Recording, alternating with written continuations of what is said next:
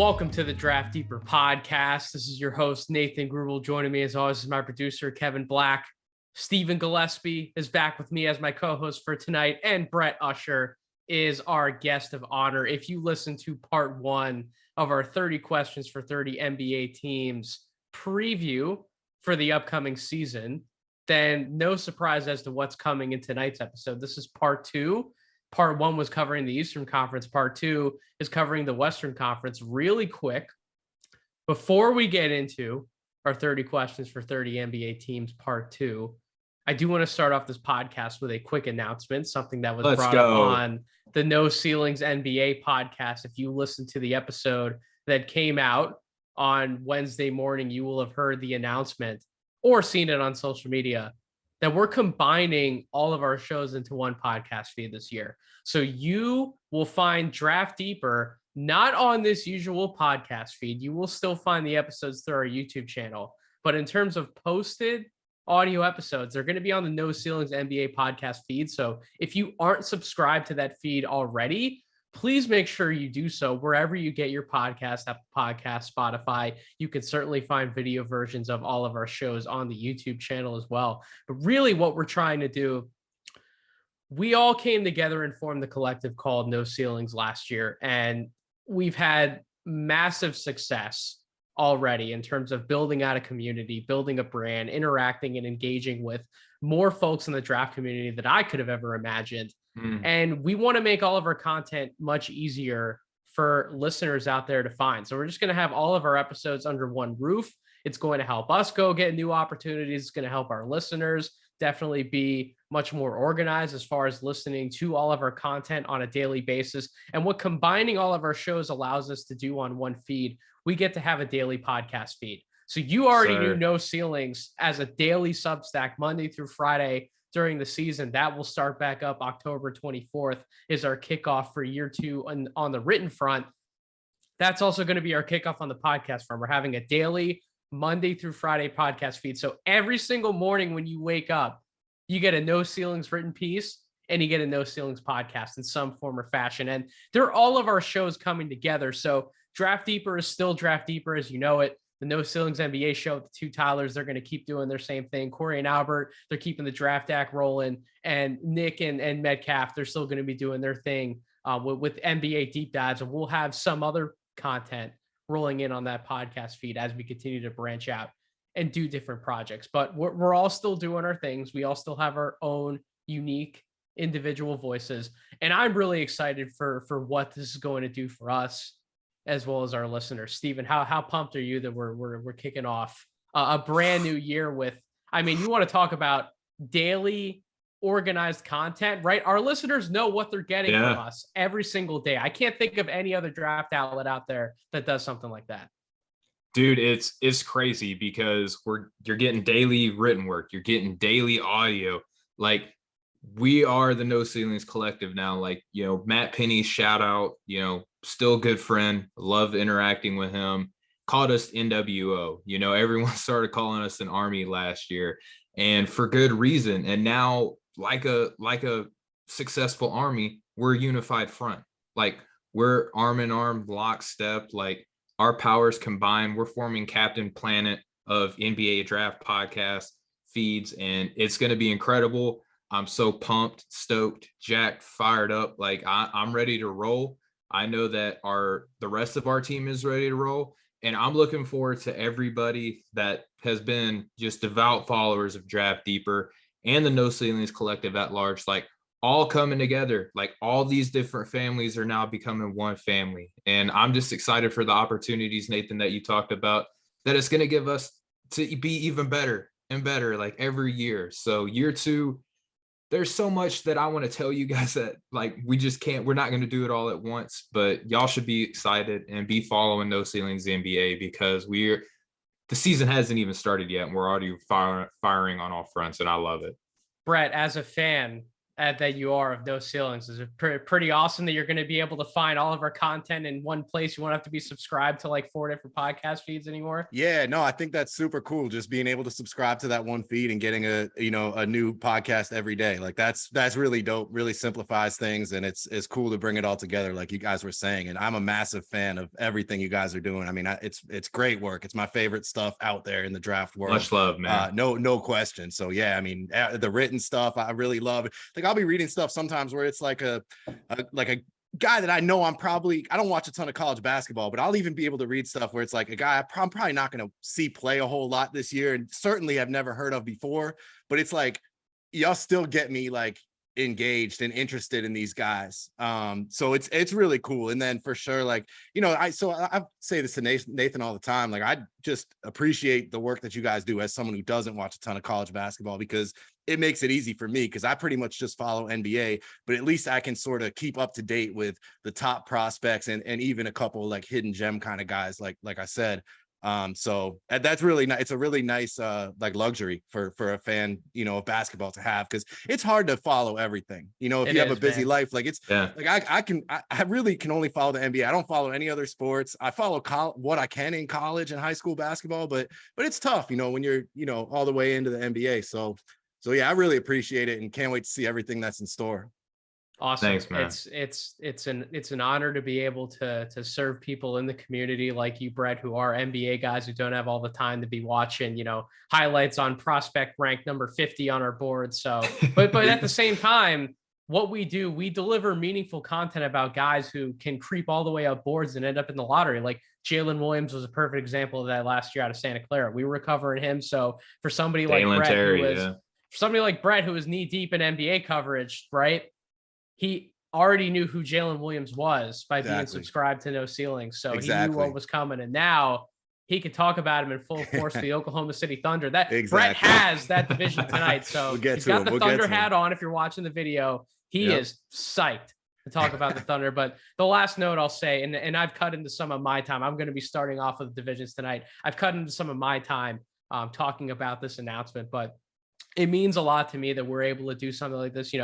Kevin and I, and I say Kevin and I because Kevin's been the most integral part of when I started this Draft Deeper podcast feed, that I always try and shout him out as much as I can. I lead into every single show intro saying that he's always joining me because he's been such an important part of getting this podcast feed off the ground. And we've sacrificed a lot over the last 2 years to really get this show to where it is. Kevin certainly sacrificed a lot. He does a lot of things in his life in the background. Obviously, me putting in the time, the effort to prepare every single show, find guests, have co-hosts on.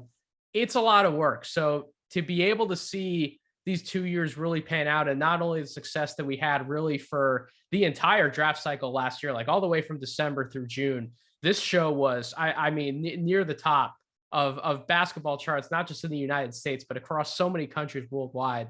That was incredible to see. So for this opportunity to be here and for the fruits of our labor really to be bore out in this way, I'm incredibly thankful to everybody who's continued to support us and to listen to this podcast and all of our podcasts to give us the chance to merge together. So a big thank you to Kevin and all of the work that he's done over the last 2 years.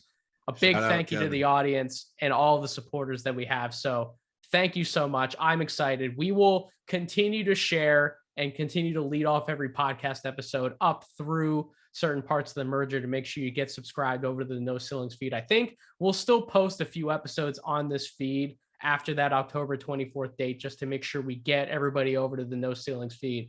But certainly by the big time tip off of the college season, we'll no longer be posting the episodes here. The audio files will be over on the No Ceilings NBA feed. So make sure you're subscribed over there. Okay. Enough is enough. We got to get into the meat and potatoes of what we came to do. This is part 2. This is the Western Conference. So I have the Southwest Division. Steven has the Pacific Division, and Brett has the Northwest Division. So that's the order we're going to go in. So again, I'm not policing what order we go in as far as the questions and the teams and what we do. We'll just go division by division as we did on the last podcast.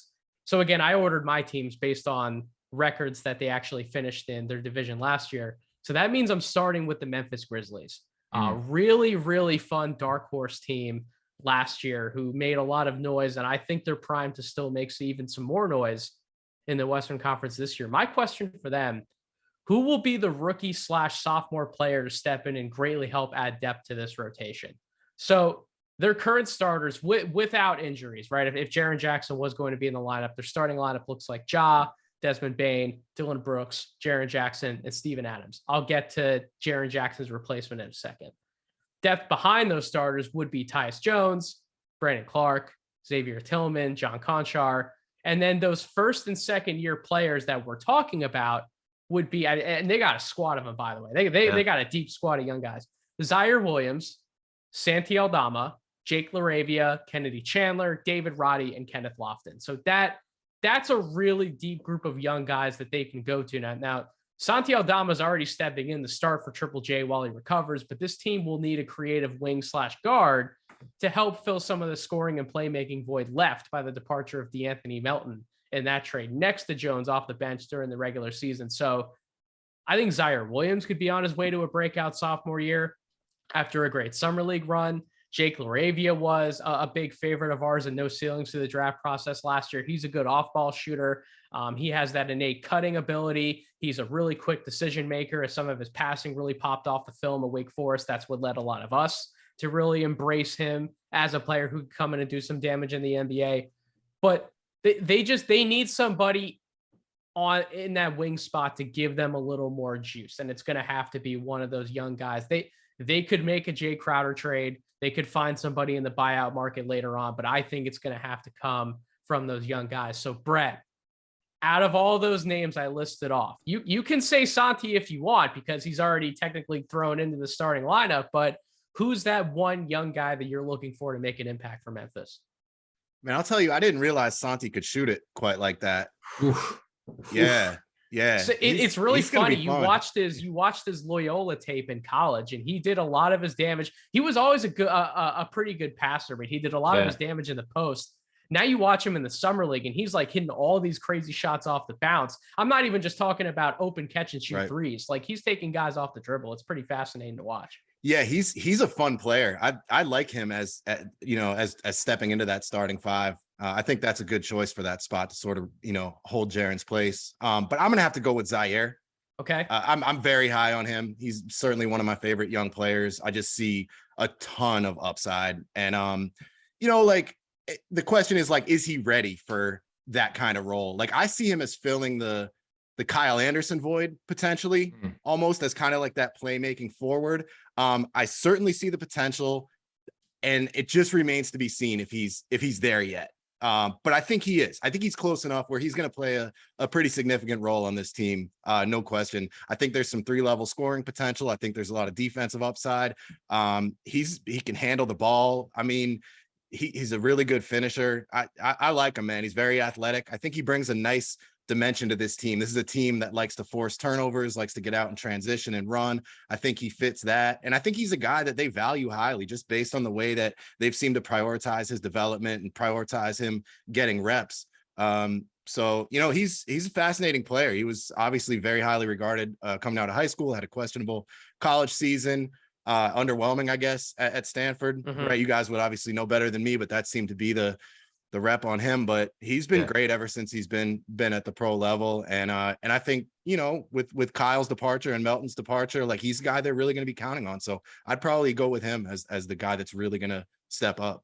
So Steven, it's not just in the wake of those departures that Brett just talked about, but Dillon Brooks is going to be a free agent next year. And listen, the pockets eventually can only run so deep, right? Because Ja already commands a salary, Triple J already commands a salary, Desmond Bane's going to want to get paid pretty soon. So that's a good reason why you build all this young depth, is that you have options to slot in for some of these guys who eventually you just can't find the money to pay them. They have to walk, right?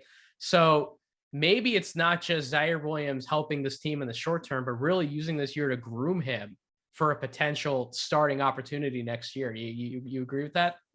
I think so. And I think that, there's a Steven Adams contract that's pretty sizable for his position as well. And then I believe that, Brandon Clark's going to be due for a payday here soon. So it's good to have a lot of good young talent and group them together. But this, unfortunately, is, one of the good problems to have is you have to start thinking about who do you move off of? Who do you have lying in the wings? And, Brett touching on, Zaire's probably what we saw from him, Brandon Boston.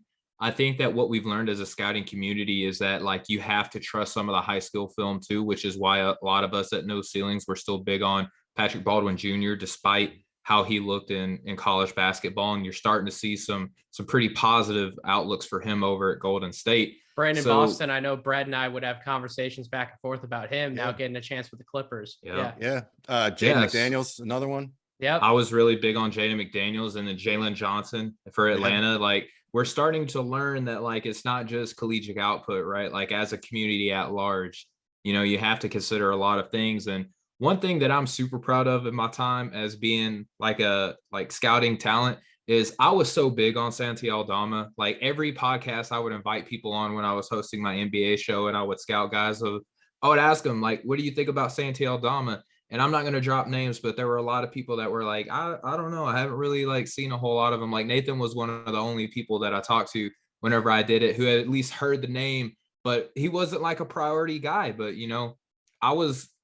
I probably found him by chance because my scouting sophistication has changed over time, and I just looked at numbers, and he put up monster numbers in college. Listen, man, right? Patriot League prospects are never going to be on the top of everybody's watch list. Correct. I hate to say it, so.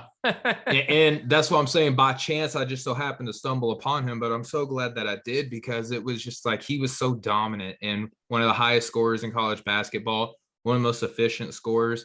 And what we're seeing in Memphis is what a lot of the reason why I liked him is because of the problem that he can pose. And if you pair him on a super athletic team with good slashers, a couple of really good shooters, and a high level defensive team, he can look the way that he does in the early going now. So I'm going to be a little bit biased, and I think that Santi Aldama is more important because he's serving on a more pivotal role right now. Like what we're seeing with Zaire, that might be the question that we're asking next season. You know what I mean? But for Santi, he's getting meaningful playing time. Jaren Jackson Jr. always seems to be in the injury mix, right? So shoring up that front court and giving Memphis some depth in that aspect, I think is more important in the immediate. So I'm going to say Santi Aldama. And it's important to have guys like Santi Aldama and Jake LaRavia who can, come over and help from the weak side. They can cover a lot of ground, right? Because Steven Adams is going to be playing that drop coverage exclusively in pick and roll. He's not going to be switching anything. So you need guys around him who can cover a lot of ground outside of the paint. Santi Aldama, I wouldn't say he's the perfect switchable forward, but I think he can hold his own on the defensive end, and we know that Jake LaRavia can as well. So they have a really good group of forwards there who can provide them both offensive and defensive value in the short term while Triple J is coming back from that injury. So I'll be curious to watch that with Memphis all year long. Second place team in the division last year, Dallas Mavericks, aka the Luka long shots, right? The Luka, it's the Luka Doncic show. We're gonna see how far that man can take him. But my question's not about Luka, although we did talk about him on part one. Could that man actually average a triple-double and get himself in the MVP conversation? My question is Jaden Hardy capable of starting for the Mavericks at some point this season? That to me, first preseason game versus Oklahoma City, 21 points, 8 for 16 shooting, 4 of 9 from three-point range in 24 minutes. You saw all the clips flying on social media after that performance. Second game came down a little bit, right? 6 points, 3 rebounds, 2 assists. He was only 2 of 10 from the field, 1 of 5 from three-point range in 20 minutes. Very similar to Jaden Ivey having that second game struggle when he was playing for the Pistons. You saw that with Jaden Hardy. But that first game, clear ups and downs, but you really break down what he did in that first game. Potency as a shooter and scorer, as he was billed to be coming out of the G League Ignite, right? Yeah. Hardaway Jr. and Bullock are the guys in front of him, with Dinwiddie as their sixth man / potential closing lineup guard next to Luka in the bigger games. But if there's an injury to any one of those guys, or any one of those guys goes through a legitimate cold spell, where they have to turn to somebody else on the bench and be like, listen, Reggie Bullock, 0 for 6 from 3 in this game, or Tim Hardaway Jr. just can't get it going, or either one of them's being cooked on the opposite end of the floor. Not that Jaden Hardy as a rookie is going to provide a lot there, but just him coming in off the bench, getting an opportunity, maybe that's a sort of spark that they can use in their favor. But injuries or shooting slumps, and Jaden Hardy is the next guy that the Mavs really have to turn to out of all the other options that are on the team. So if he's able to show some passing flashes and run some secondary pick and roll, he could at least threaten to take some minutes away from the others in front of him on the depth chart. But again, there's a real chance he steps in and plays an important secondary role next to Luka for at least some games during the regular season. And if he does it in the regular season and he does it well enough, will Jason Kidd look to him for a postseason role? Maybe he does become one of those guys who sneaks his way into a playoff rotation. It's really not out of the question. When you watched what Jaden Hardy did in Summer League and what he's shown he can do in the preseason, I mean, Steven, we talked about Jaden Hardy enough in those ceilings last year. Yep. We all never really wanted in the best of ways. We never wanted to get off the bandwagon, right? So being one of those guys, Steven, you always wanted to go to bat for him in certain respects. Is my question out of bounds, or do you think that Jaden Hardy could actually do some legitimate damage on the Dallas Mavericks this year? Well, listen, man, like there was even talks that he will be the starter already in the early going of the season, right? So, I mean, I think Jason Kidd has an affinity for guards like him because as far as builds go, he's not that far off of what a young Jason Kidd was doing. I think that he brings a lot of potential as a 3-level scorer. And one of the like best player prototypes that succeed in the NBA, did this on an earlier article in the year that I put out on No Ceilings NBA, was the most successful player types is an off-ball guard, right? And that's what Hardy gives this team is Luka creating. He's going to have the ball in his hand a lot of, mid 2000s, Houston Rockets, James Harden action going on over in Dallas right now. And he has to have viable threats that can create for themselves on the opposite end of the court. And that's what Hardy gives. Bullock isn't necessarily the best creator, and he's getting older, right? Like he can only hold up so much on both sides of the ball. He's kind of defying, father time in some aspects for the role that he's been given in the NBA. And then Tim Hardaway Jr. is not necessarily the Iron Man in the NBA, right? So there is going to be opportunity in an 82 game season for Hardy to step up, improve his worth. And he's hungry. He feels slighted. He was supposed to be a first round talent, got picked up in the second round. He's playing next to an MVP. He's playing next to a coach that's going to empower him. He's going to have all the opportunity in the world on this Dallas Maverick team that is going to be looking for another viable offensive threat with the departure of Brunson and the departure of, other scoring talent. Kristaps Porzingis, say what you will, he's still an offensive threat. So yeah, Hardy is going to get opportunity to start, and he might make it undeniable to remove him from that spot. Like he should be a mainstay in this Dallas rotation and be a starter. By the way, I said about Spencer Dinwiddie being their sixth man. That's technically Christian Wood. I don't know how long Christian Wood's going to stay on the bench for them. Like I think at some point he's just going to be their starting big man, and they're going to go that direction. He's playing too good. That's my personal opinion. But Brett, what are some of the things that you've already seen from Jaden Hardy? Any observations that you've picked up? Yeah, I mean, Steven went over a lot of it there, but I'll say that I saw him. It was actually the first game I attended at this past summer league. I think they were playing the Bulls. It was on the opening weekend, and I was sitting a few rows back behind the basket they were shooting on in the first half. And if you remember, he had quite a game. I forget what numbers he put up, but I was blown away seeing him in person, just seeing the way that he was competing. And the way that he was attacking the rim, even the way he was putting it on the floor. I mean, he was doing some things that he doesn't really have a reputation for, at least like in the general opinion of doing. And I'm like, okay, he can do more than I thought. Just in terms of kind of attacking and just playing really hard. So I don't know. I liked him right away. And then obviously the shooting. And yeah, I definitely think he's going to get minutes this year. He's looked great. He offers them, like you said, Steven, certainly more juice than Reggie Bullock as an offensive player. And the thing with him is like he's been playing against good competition, like he was playing against tougher comp last year. And then you can get into the whole discussion about did that hurt his draft stock?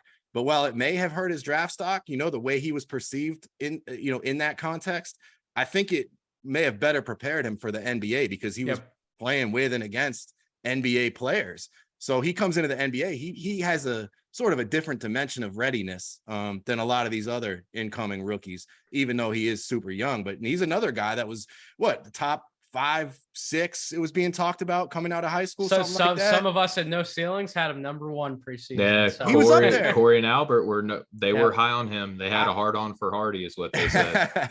I mean, rightfully so, though, man. He's an awesome player. I mean, his shooting range is. I remember being blown away by it. Because probably some of the stuff I was seeing and reading from you guys, just the sheer range from where he was pulling up in high school.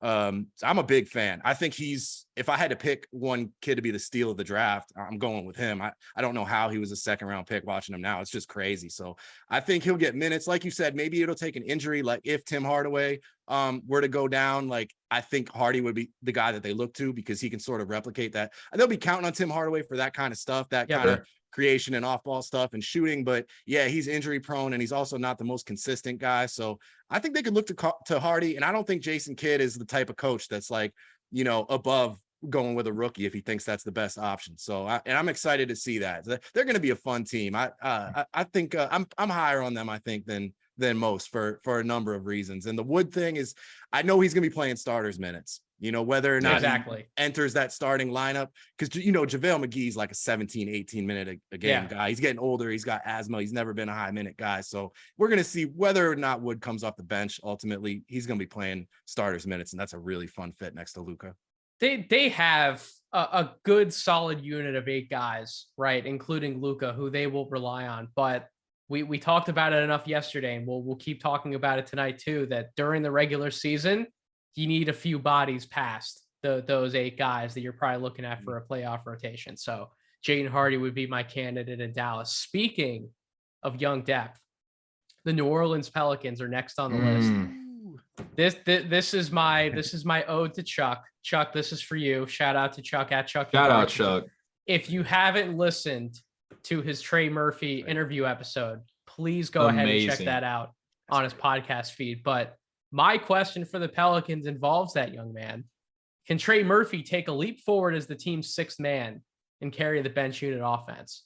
So last year, per 36 minutes, 13.9 points per game, 6.1 rebounds, 39% from the field. That wasn't great, but he did shoot 38% from 3-point range, 88% from the free throw line. We knew that this man was a shooter coming in, 120 offensive rating, 55.8 true shooting percentage. Physically, it's Summer League. And Brett, I'll go to you first on this question, but like this man at Summer League, he looked like a different player physically. Like this man looks like he took the weight training in the offseason incredibly seriously. And he's ready to not just hold his own on the wing. He looks like he's ready to compete and play some minutes at the 4 and really bat for some rebounds in the glass, contest shots at the rim. He looks like he's ready to play NBA defense. So you factor in some of the shooting that I outlined already. We talk about how he looks physically. From a role perspective, last year he shot 46.6% on corner threes for the team. So he already has a defined role, but if his passing and his interior finishing take a leap, I mean, he can use the other parts of his game that he's known for to his advantage to better set up, along with those things, his mid-range opportunities, which is something I don't think we've seen enough of. Those were things that he did in the G League. Those were things that we saw, some of those turnaround shots at Virginia in college. We need to see more of that in the NBA. And we also need to see some opportunities for him to get downhill, get 2 feet in the paint, because he has some touch in some of those floaters that we're looking for in some of these wings, right? Be a threat, 2 feet in the paint. So if he takes a sizable leap as a scorer, the Pelicans should have 5 legitimate offensive weapons on the roster. And then you have Herb Jones, Jose Alvarado, and Jackson Hayes serving different purposes defensively around them. And then Dyson Daniels is the rookie who could come in. And because of what he's Larry known Nance for being so versatile as he is, Larry Nance, they can go 10, 11 bodies deep, but just the offense, the potent offense, we know who the big 3 are, right? But if Trey Murphy's a dude, Brett, like this Pelicans team, I'm sorry, they could go to the finals. They could legitimately go to the NBA finals. So where are you at on Trey Murphy, and what do you see for this Pelicans team? Love him. I mean, I'll say this, like he may not be the primary reason I'm as high as I am on the Pelicans this season, but he's a significant part of that. He certainly factors in a big way to like my positive outlook, my very optimistic projection of this team.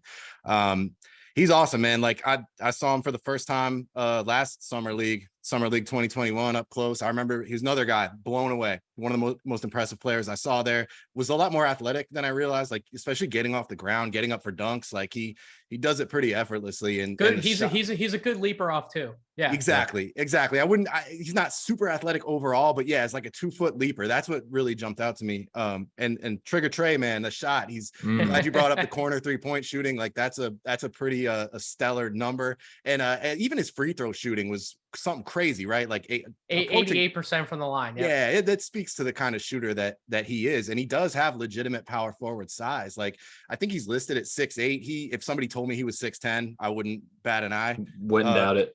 No, not at all. He looks big, and he's filled out a little bit. I think he had 27 the other night, just raining threes. It was all like threes and dunks, and that's super important. I think this Pelicans team is going to value shooting more than ever now that Zion is back. Like we can already see it in the preseason, what happens when these teams try to sort of wall off Zion when he's just going toward the rim. And if that wall's there, he's more than capable of kicking it out and finding his shooters. MVP candidate Zion Williamson. Man, like I asked the other day on Twitter, could he average 5 assists a game? Like I think that's in play. Easy. Like yeah, for sure. And so yeah, I think Trey in his ability to shoot is going to be super important for that team. And I could see him as their sixth man because Larry Nance is going to be the other probably most prominent guy off the bench, but he's another guy where you probably don't want him playing high minutes. He's a guy that has had an injury history. I could see them leaning more on Trey, especially because of the shooting. But man, this team is like, I think I tweeted about it the other day, but like they're so much different than the last Pelicans team that Zion played with. Back in 2021, if you think about the guys that they've added since then, Valanciunas and CJ McCollum and Herb Jones and Larry Nance and Trey Murphy and Jose and Dyson Daniels, obviously. So much talent. You could go down the list, a new coach and Willie Green, a whole new culture, a new identity. Like this is a completely different team. If you think about the kind of season Zion had in 2021, and then you if he can be that guy, but with this supporting cast, like, I mean, Ingram's gotten better. Like I can see why so many people are so high on this team. Like they're definitely like the preseason darling. They're kind of everybody's like projected ascending team, partially by how they played last year toward the end of the season against Phoenix in the playoffs, and then having Zion come back and just the positive vibes around that team. They're really moving in a good direction. So if you told me they were going to finish third in the West, like it wouldn't surprise me one bit. Like as long as Zion can stay healthy, I think the sky's the limit. So I've already come out and said, Steven, the Pelicans could go to the finals. I've already said that Zion Williamson could be an MVP candidate. You ready for even more hyperbole to be dumped on you? Let's go. Here we go. You Let's ready go. for this? If Zion keeps playing defense like he's showing that he can in the preseason, Brandon Ingram gets back to the defensive form that we know he's capable of being. We know Herb Jones is flying around everywhere out there. And then if Trey Murphy takes a step forward with his physicality, being able to play that 4 spot and defend that GT 4-3 Alvarado. combination.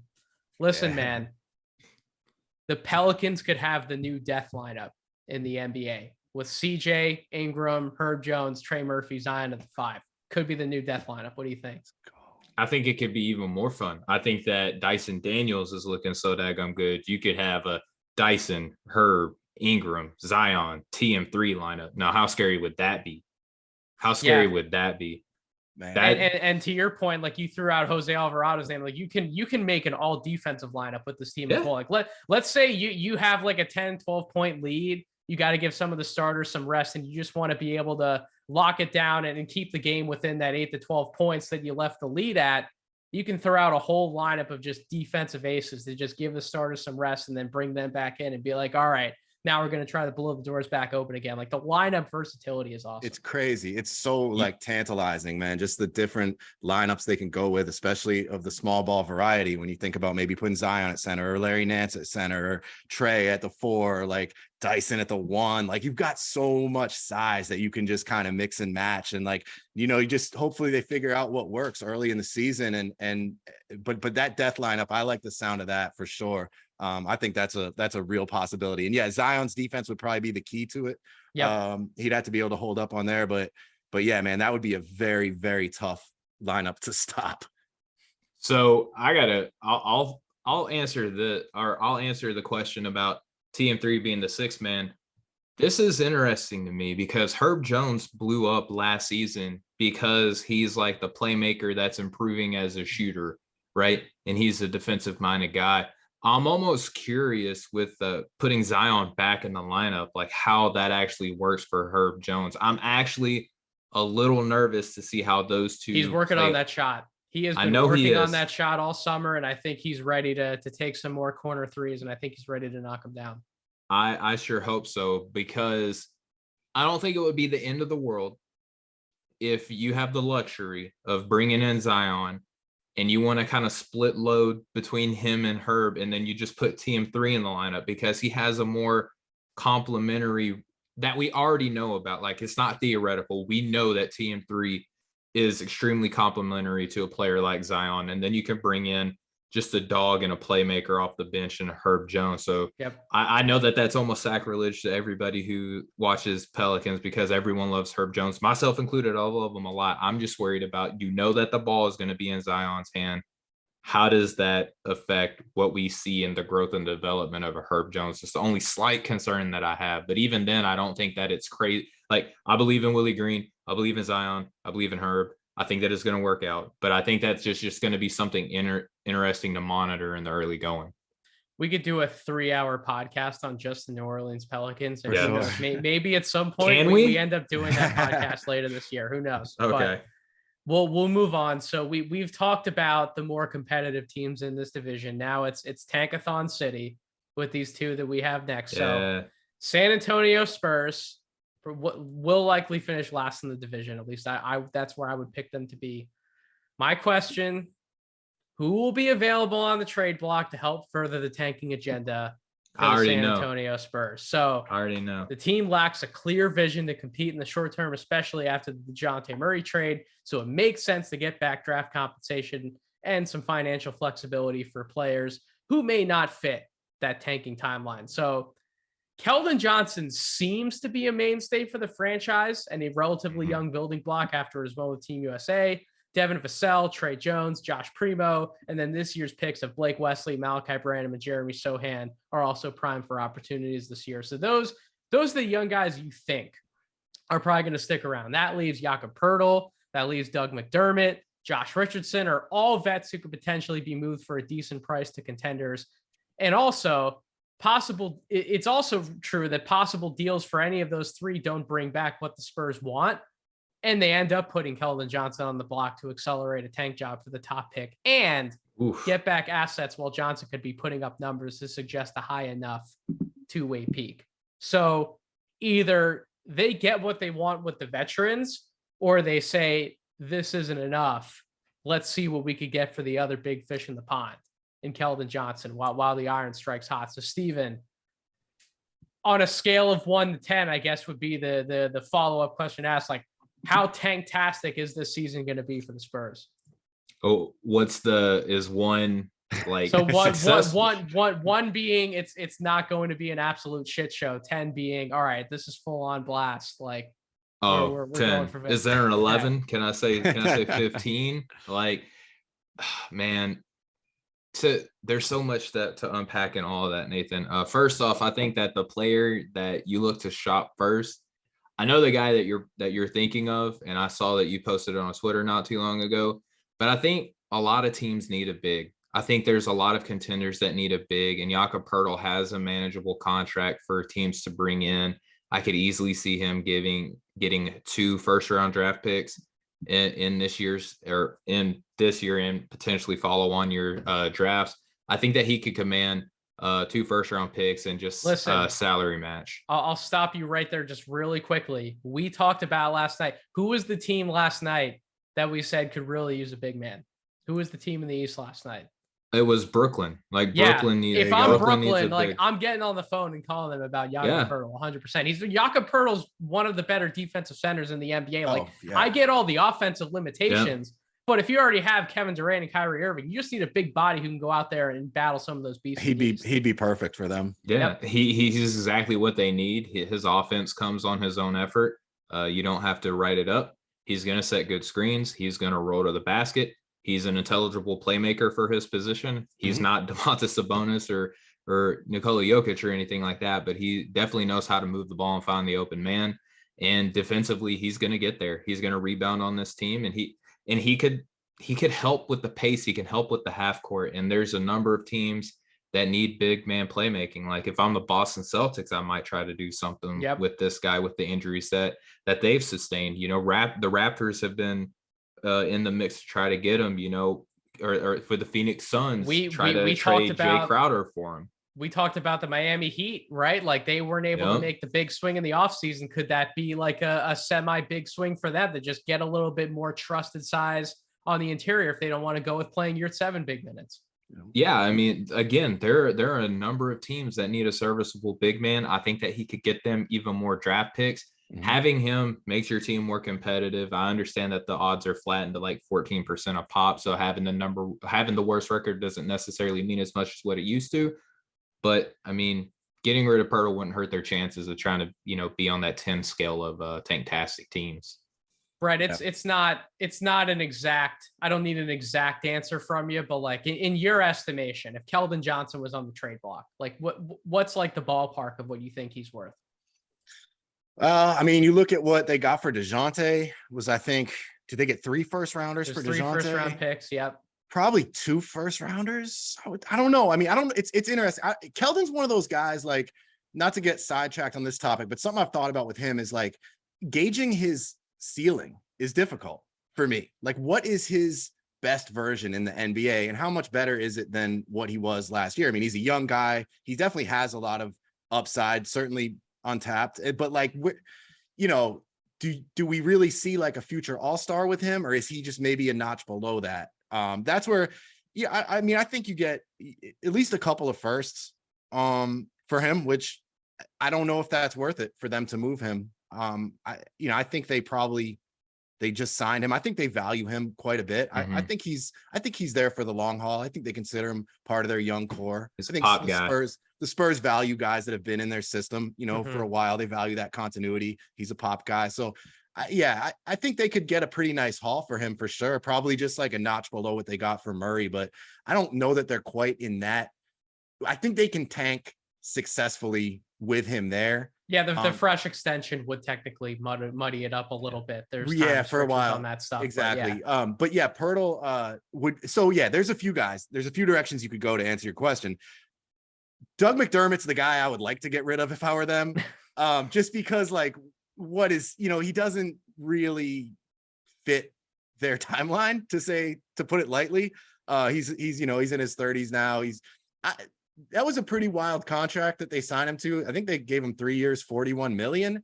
And that's not, I was thinking that was expiring this year, but he's still under contract next season too. So he might be a guy where, he might play out this year with them. I don't know how much he's actually going to see the floor, but he might be a guy they look to move next year when his contract's expiring.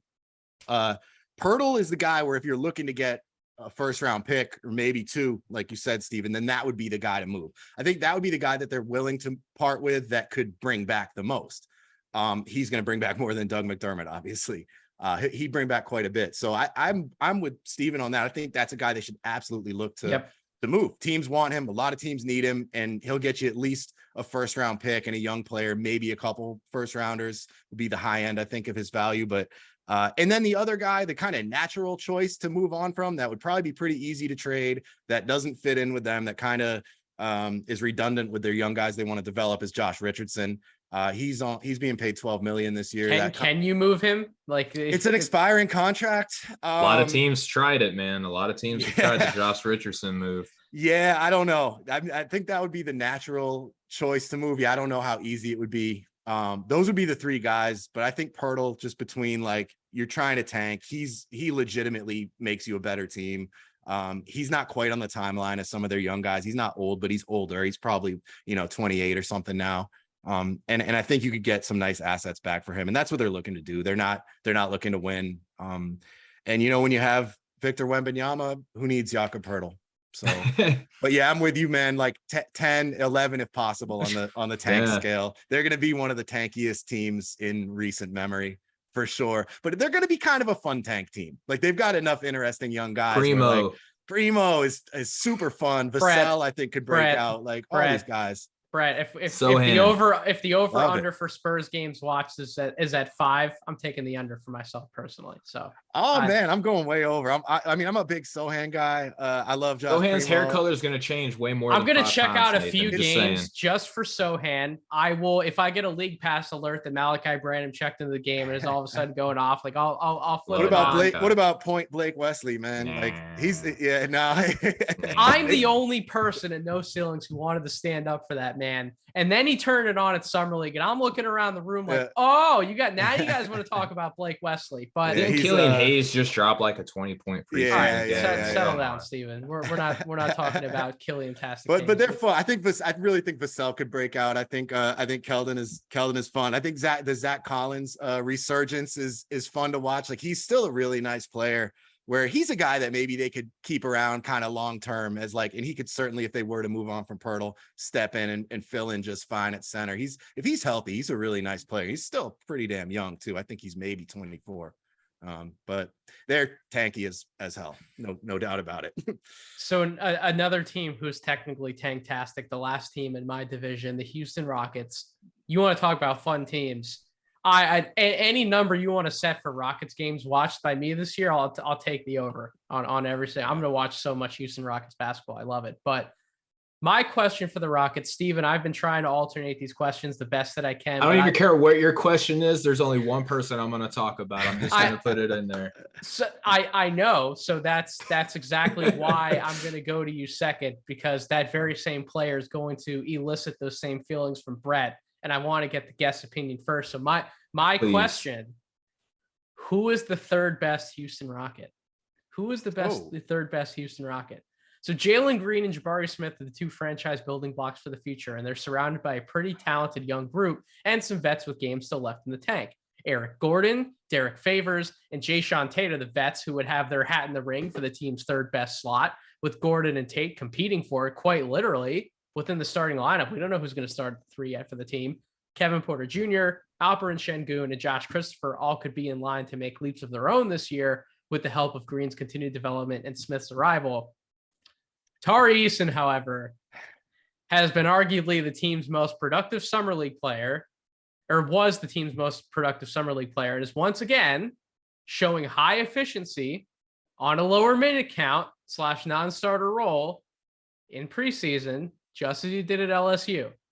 First preseason game against San Antonio, 21 points, 10 rebounds, 2 assists, 3 stocks, 9 for 13 shooting, 1 for 2 from 3 in 21 minutes.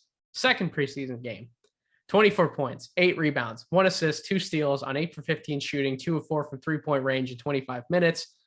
Third preseason game versus Miami, 17 points, 10 rebounds, 1 steal on 8 for 11 shooting, 1 for 3 from 3-point range in 28 minutes. Eason's been incredibly efficient from the field for a rookie in his first 3 preseason games, has remained a presence on the boards defensively as a whole, and his size, length, athleticism give the Rockets a player they don't have anywhere else on the roster, really outside of Jabari Smith. So listen, we know all about Kevin Porter Jr. We know all about Alperen Şengün and Josh Christopher. I'm fans of all 3 of those guys. Steven, I don't care. I will not say that I was low on Tari Eason during the draft cycle because I still had him at 17 on my board. That is not low. That's a top 20 prospect. I don't care what the naysayers say. But to play into what the naysayers could say about my draft record, I wrote multiple columns in the offseason, and one of them, I went all the way to calling Tari Eason as one of my regrets. In my Draft Deeper Misses column, I already wrote about him. I already walked some stuff back. So I don't want to hear any more, Nate, you were too low on Tari Eason. I don't want to hear it. I already walked I never told you that. I already walked it back. So there's a lot of names, Brett, that could be in play for who is the third best Houston Rocket. I think a lot of Rockets fans would say Kevin Porter Jr. right now, but I mean, I know you're a big Tari Eason guy, so go ahead, sing his praises. Give us your answer to the question. Oh yeah, man. I love Tari for sure. The t-shirt I'm actually wearing right now is from a basketball tournament in Portland that he was at. I didn't know about him. He wasn't playing. I think he was I guess he would have been a sophomore at Garfield, but Kevin Porter Jr. was also at that tournament. So big Northwest vibes with the t-shirt. KPJ is the guy I'm going to say as far as, Okay. and I think third is conservative for him. Like I think he could be, like if we're talking right now, I don't know. He might be as So you good think he's as, above Jabari? they're hard to compare, but as far as, I think Jalen and KPJ right now is more of a debate than anybody would admit, in my mind at least. Like I think Kevin Porter Jr. is on the verge of a pretty big breakout. Like I think he's shown tremendous growth as a playmaker, pick and rolls, just not picking up his dribble. A lot of the things that he was getting killed for in his first season ever as a point guard, he by the end of the season had shown a lot of growth in those areas. And now, I know it is just preseason, but now he looks like a very good point guard. And I think he's going to just keep getting better in that regard. I mean, he's such a special ball handler. He just has this rhythm to his game that, you don't see very often. He's a special player, man. I think he's kind of got a bad reputation. I mean, I know there's been some off the court stuff, but I think that's kind of factored into how people see him as a basketball player. So I think when he's on the court, man, like, I don't know, he looks like a different player to me. And he's still It's 22, the consistency maybe 23. thing, and Right. he has to do it in games that Yeah. aren't late March, early April when teams Yeah, aren't really trying for to win sure. anymore anyways. So For sure. He has a it- lot to prove, for sure. Yes. Like he does. And you're absolutely right about the consistency. I'm anticipating we see that this season. I hope so. I'm not going to flat out say he's their best player, but I think he could be, like, but he's in the top three. He's the third. It's hard for me to compare any of those guys. You know what I mean? Like, I think Jalen's going to lead them in scoring. I think Jabari is going to be, I guess, probably their best defensive player, maybe their most impactful by the end of the season, I think. But KPJ is going to be like their floor general or their equivalent of that. And he's going to have a lot of responsibility as a playmaker. And I think he's going to really live up to it. So I'm super high on him. And Tari, man, like he was a guy that, I probably found out about initially through you guys. He's probably, I could go on a really long list about all the guys you guys have put me on to at No Ceilings. But he's certainly one of them, but man, as I tuned in and really, he's a guy that I watched a lot of before the draft, and I was very high on him. I wanted Portland to take him at 7, but That would have been sick. But he's been unbelievable. I think I saw he's averaging 7.7 offensive rebounds per 36 in preseason. Nuts. Like it's absolutely insane, man. Like he's such a great player to have. Like if you're trying to win championships down the road, he is the type of player that you want, one of those guys that you don't have to run plays for, just has a nose for the ball. Like all these cliches, but like there aren't a lot of guys that have that nose for the ball, like the way that he does. So yeah, I can't say enough good things about him. He's going to be part of things for a long time there. I don't know, what his ceiling is. I mean, I think it's pretty high. I think he's more than just a good role player for sure. My comp for him that I think he's broken out of this comp at this point was I thought he was a more athletic James Johnson. And his game reminded me of what James Johnson's game was. And when you compared their statistical profiles in college, they were both 2-year guys, and their second years were eerily similar to each other, like all the way down to those steal and block percentages that we praised Tari for. That was the type of role player, that forward, that I thought Tari Eason could be, just a more athletic version of that. Now, with what we're seeing, I don't know. I don't know what the ceiling is, Brett. I really don't. He's going to be a really good NBA player for a while. And Steven, go ahead. The floor is yours. Just to come on, have the dance party, get the music going in the background. Like, do what you got to do, man. I let my emotions get the best of me. Because listen, there may not be very many people other than Tari Eason's mom that love Tari Eason the way that I do, right? Like, jokes aside, I know that Chuck, we shouted him out earlier. He was a big reason why I tuned in and quickly fell in love with him too. So again, Chuck, you are the man. We were both high on him, but if I'm putting my heart and my feelings to the side and I'm saying third best player, I mean, I'm with Brett. I think that KPJ is in that conversation. I think that the dynamic duo that they have with, with their guards is just insane, and KPJ is a big reason for that. I thought that he was going to be a most improved candidate last season. That might be now. Like it could be this season. It could have just been a year delayed. And that wasn't the roster for a most improved player to be on really last year. But if you look at now, A+ off season, they drafted Jabari Smith Jr., who was my number one coming into the draft. They drafted Tari Eason, who I loved thoroughly throughout the draft. They got the people to help that defense look a little bit more solid. They do have the post playmaking with Alperen Şengün. They have a lovability and a likability and a dog mentality to their team now. And I think that KPJ is prime to make that most improved player jump this year. And I think that it is because of his playmaking and his scoring. I mean, look, Jalen is going to draw a lot of attention because he just floats. I think he's a player that has to try harder to stay on the ground than he does to jump.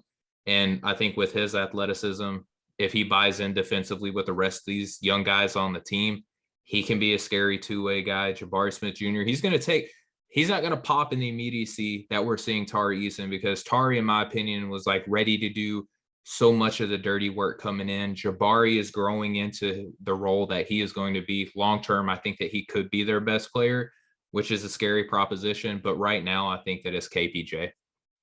Yeah, I see it as like, I think Jabari's going to have a nice rookie year, probably better than a lot of people are expecting, even like more productive, more impactful and all that. And yeah, down the road, man, the sky's the limit for that kid for sure. But yeah, right now, like, I mean, Jalen's like the guy, like that's who they drafted him to be. That's who they want him to be. That's the type of guy he is. He's the guy. No question. He's the guy. Yep. He's the guy, but like in a sense, it's almost like I see him as the 1A and KPJ as more of a 1B than like a number 2. Not just talking about the scoring options, but just like overall value. Like I do like to think of them as like the dynamic duo, like you said. Like I just think he doesn't get talked about enough when people are talking about their core and their future. Like there are people that just won't even mention KPJ sometimes. They're like, oh, we need a real point guard. I'm like, I don't know. Like, let's give this another season, because I like what I've seen. And I'm a big believer in him for sure. So that is the answer to the question. The answer is that the big three of Kevin Porter Jr., Jalen Green, and Jabari Smith, I do feel that those are the 3 best players on the team. I laid out the Tari Eason case. I'm a little disappointed nobody took the cheese on that one, but we are all smart cookies on this NBA preview show. We restraint, discipline. That's right. That's a great word for it, Steven. So those are my teams. So let's keep moving. Let's get through these divisions in a timely manner. So Steven, you're up next. You have the Pacific Division. I utter those words timely manner, and yet we have multiple teams in this division who, if we were on ESPN, we'd be talking about for a whole hour. So it's so funny. I have a very ESPN like question that we're going to get to later. Oh boy. I can't wait. It's not in. Okay. We'll get to it. All right. So, and we're starting like Brett said this last week, I think when I picked the teams, I thought it was going to be more boring, but like stuff happened between then and now. So like, this is like the division to talk about. We're going to start alphabetically because I'm a nerd. I said it last week. Golden State Warriors. Forget about the fight. We're not going to talk about it. So I'm Steve Kerring this. We're not going to talk about the fight. The only reason I'm mentioning these 3 names is because they're expiring contracts. That's the only reason. It has nothing to do with the fight. Who is more important moving forward for this team between Andrew Wiggins, Jordan Poole, and Draymond Green? Brett, we'll start with you first, brother. It's a great question, man. It's the question. I'm going to say Poole. I think Draymond is 32, 33 now. Has definitely had some injury issues. The one last year was particularly concerning. He's had conditioning issues throughout his career. He's a 6'5" big man that can't shoot at all. Now we all know about the great things that he does. He's a historically great defensive player. He's an unbelievable playmaker, passer. Like we know he's an incredible player. He's a Hall of Famer, no question. But at this stage in his career, he's not a guy that I'm looking to extend for like another 4 years at a high number if I'm the Warriors. it's going to depend on how he plays this season, but I could see him just picking up that player option because I think, whatever 27 million, whatever it is going to be potentially pretty hard to turn down depending on what the market looks like out there for him. I'm not sure it's going to be as robust as people might assume because he is a first ballot Hall of Famer, but I have some concerns about how he's going to age from here on out. And then, we're not going to talk about the fight, but so I think he's a guy that they're already probably planning on going forward without, beyond this season, at least like considering that possibility. And then, Wiggins is extraordinarily valuable. I just think like if you have to pick one out of those guys to prioritize, which I don't think they're going to have to just pick one necessarily. Maybe they'll have to pick two.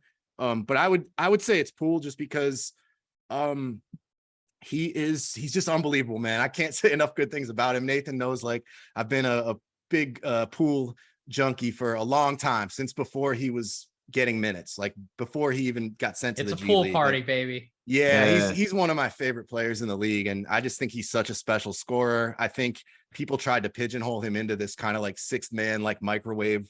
That's his ceiling, and like that is probably what he's going to be for this team this year based on their personnel. But like, I think he could be a high level starting point guard in the NBA, down the road. And if they're looking for somebody to sort of inherit the throne from Steph, like they might have that guy right now, and it's Jordan Poole. And so I think in that sense, where he's been in the system again, and he can do a lot of the things Steph can do. Like, I think you could argue that he's the closest thing to Steph in the NBA, just based on what he can do off ball and the way he can, his handle, and I mean, his shooting, he's tremendous. So I think they value him really highly. He's going to get that big extension. And I think, I do think he handled all this pretty well. From what I can gather, it sounds like, Poole has handled this whole drama really well. And I think that they've shown that. Steve Kerr had a quote the other day, like, we're going to be relying on him for a very long time. Like, I could see him as kind of the heir to Steph's throne. Not that Steph is going anywhere anytime soon, but, you start thinking 3-4 years down the road, what could Jordan Poole be then? Like, I don't know. He might be the guy. So yeah, he might be setting up Steph Curry for some open threes. Absolutely. Yeah, it's going to be fun to see how that dynamic sort of evolves as Poole comes into his prime and Steph gets a little bit older, into his, mid to late 30s. So yeah, it's going to be fun to watch. But yeah, Poole would be my answer there. So it's interesting, Nathan, because Andrew Wiggins last season, I mean, they don't win a finals without the way that he balled out, right? But it's so Andrew Wiggins for him to be the least talked about guy. Are you going to kind of stay in that same line of thinking, or are you going to be the one to pick Andrew Wiggins finally, since he was picked number 1 in the draft? My answer can absolutely change depending on the play of this year, but I am going to say Andrew Wiggins. I'm absolutely going to say Andrew Wiggins. And the reason why I say that is, at that 3 spot, they do not have another guy ready to step in and give them what he gives them on this roster. Moses Moody, I'm a Moses Moody guy. He is not the type of shot creator that Andrew Wiggins is. And I think it's still going to take Moses Moody quite a bit to get to the defensive level that Andrew Wiggins was playing in the finals last year. That just comes from being a veteran. That comes with, him embracing his man body and his toughness and all that stuff. That comes with time. Jonathan Kuminga is going to be the forward that's probably going to slot in when Draymond leaves. It's going to take him some time to really adjust and give that team what they need from him as well. Jordan Poole, again, my answer could change depending on how Jordan Poole plays this year. Like, if he truly is, Brett, that spectacular, like he lives up to everything, all of the case that you laid out for him, I can see why, if you only had to pick one of the 3 guys, that Jordan Poole is the reason why they bring him back. I think they can probably pay 2 of them if it had to only come down to 1 and you had to try and find somebody's production somewhere else. Listen, we at No Ceilings have been telling you, right? Ryan Rollins is coming. Hey, Ryan baby. Rollins. Let's go. Ryan Rollins is coming. I'm not very impressive. I'm not saying he's Jordan Poole, but if you got to try to find some semblance of that production somewhere, and you have to piece together the production of a Ryan Rollins next year coming into year 2 with a maybe a Dante DiVincenzo still on the roster. Like you can find ways to sort of piece some of that offensive scoring production together. I don't know where else you're going to find the type of defense that Wiggins played in the finals last year if he's still that good on that side of the ball this year, on top of at times being their best isolation weapon, especially when Steph's on the bench. So for me, I think you have to bring Wiggins back, and I think you can probably bring both Poole and Wiggins back. But I'll say Wiggins for argument's sake, Steven. I like it. That's perfect. All right, so we'll keep it rolling, and we're going to be staying within the namesake of Trap Deeper. Even though we're talking about the Los Angeles Clippers, there's a lot of names on this team, super deep. Considering how deep this team is, are there any concerns with the risk of lack of development between players like Terrence Mann and Brandon Boston Jr.? Nathan, I'll start with you. Are you concerned with how deep this team is that there could be, some stunted development between those two prospects?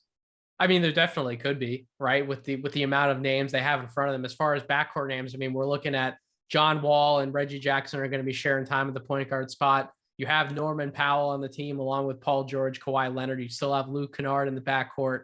At the forward spots, you still have Nicholas Batum and Robert Covington sharing time. So there are a lot of bodies ahead of Terrence Mann and Brandon Boston for as much as we're fans. And you said those two names. I'll throw in Jason Preston too. Preston's had some fun moments in the preseason Amir as Coffey. well. So like Amir Coffey, they're going to give Moses Brown the old tryout to see if he can definitely stay on the team. And, if Ivica Zubac can't, play as many games or he has to play a more limited role, can Moses Brown sort of be that other big body that they go to outside of just playing Marcus Morris? It's a small ball 5. We'll see what some of the lineup combinations produce. But to your point, Steven, the only way you get better at NBA basketball is by playing NBA basketball. We talk about that all the time. So you can give those guys as much G League runway as you want. At the end of the day, they're only going to figure out how to play in a battle-tested championship environment by actually participating in those games. Out of those 3 names, I'd say Terrence Mann's obviously the most likely to still find a way to break into the rotation, or if they have to shuffle some guys around, if somebody gets hurt, he's the first name they're going to. But Brett, I know that you and I, we've kind of been Brandon Boston guys through this process, saying like, we don't understand how he fell out of the first round of the draft. He's an interesting guy they have waiting in the wings, but to Steven's point, I don't know where they're going to find the playing time for him. What do you think? He's not going to play if they're fully healthy. It's just, there's no way. I mean, because I don't have the roster in front of me, but I remember looking at it before and it's like, oh my God, like Terrence Mann is their 11th man. Literally. Or Luke Kennard, take your pick, right? It's either, if you go down that roster, it's either Terrence Mann or Luke Kennard is the 11th man. And then Boston's obviously behind that. So like, there's just, if they're healthy, there's no way he plays. Now, I think he's going to get some opportunity throughout the season because there's going to be injuries. Kawhi probably won't play any back-to-backs. He'll probably have a minutes limit too. Paul George has been known to get banged up. Like, they're an older team for sure, which like we were talking about with some of the teams yesterday, like it's super important to have that depth when you're an older team and you have guys that are going to need, some load management. So it works in their favor in that regard. But yeah, it kind of sucks for BJ Boston and Terrence Mann. Terrence Mann, he'll play. I mean, he's been so valuable for them in playoff series and different times. Like he's really a part of that team. Like he's not like an auxiliary guy. It's just, they're so deep. It's just how much better is he going to be able to get in that environment? Yeah. Right? Are we going to keep seeing the same old with him? Right. Because he's a guy that could certainly be a top 6-7 guy on a lot of teams. He'd be firmly in the rotation of just about any other team, a starter on a lot of them. And here he's like the 10th, 11th guy. So at full strength, it's going to be a real bummer seeing him potentially just not getting any minutes. But it's just so hard to imagine. And, they're probably not going to be at full strength all that often this season. I think there's always going to be somebody banged up. And I think that's why they've built the team that they have with so many quality role players and so much depth. It's to sort of preemptively account for those absences that we're going to see from some of these older guys. They better figure it out, because if this team doesn't go to the finals, it's going to be, to me, it's going to be a disappointment. This is so talented of a squad. They feel like the team to beat, especially if John Wall is as good as he's looked. That's a Yeah. huge addition. You could go down a list. They've got a lot of good players, man. They really do. And yeah, I'm a huge Brandon Boston fan. Like, yeah, as you said, and I think he's super talented. He's a kid I really believe in. Like, you know, he's on the skinny side and everything, but like when I watch him play, I see more than I do with someone like Book Knight, who we were talking about yesterday.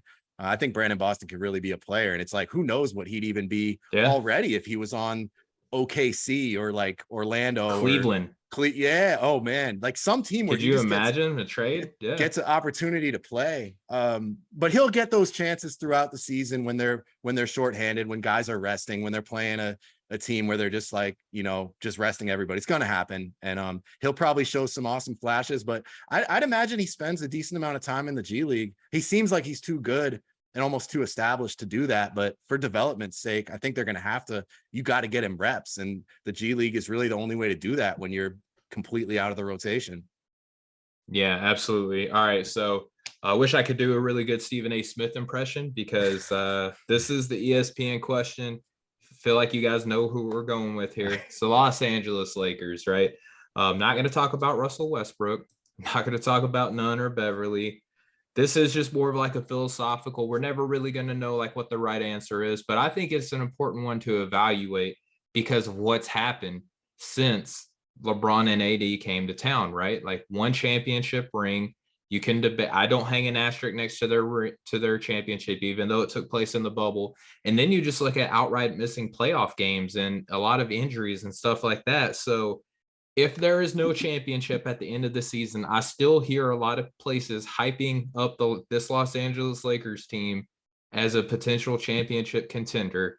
So if there is no championship at the end of the season, do we look at the LeBron AD era in Los Angeles as a failure? Nope. No. Nope. They got one. Why title. not, Nathan? If you get one ring, it was all worth it. With the best player in the NBA and one of the best of all time.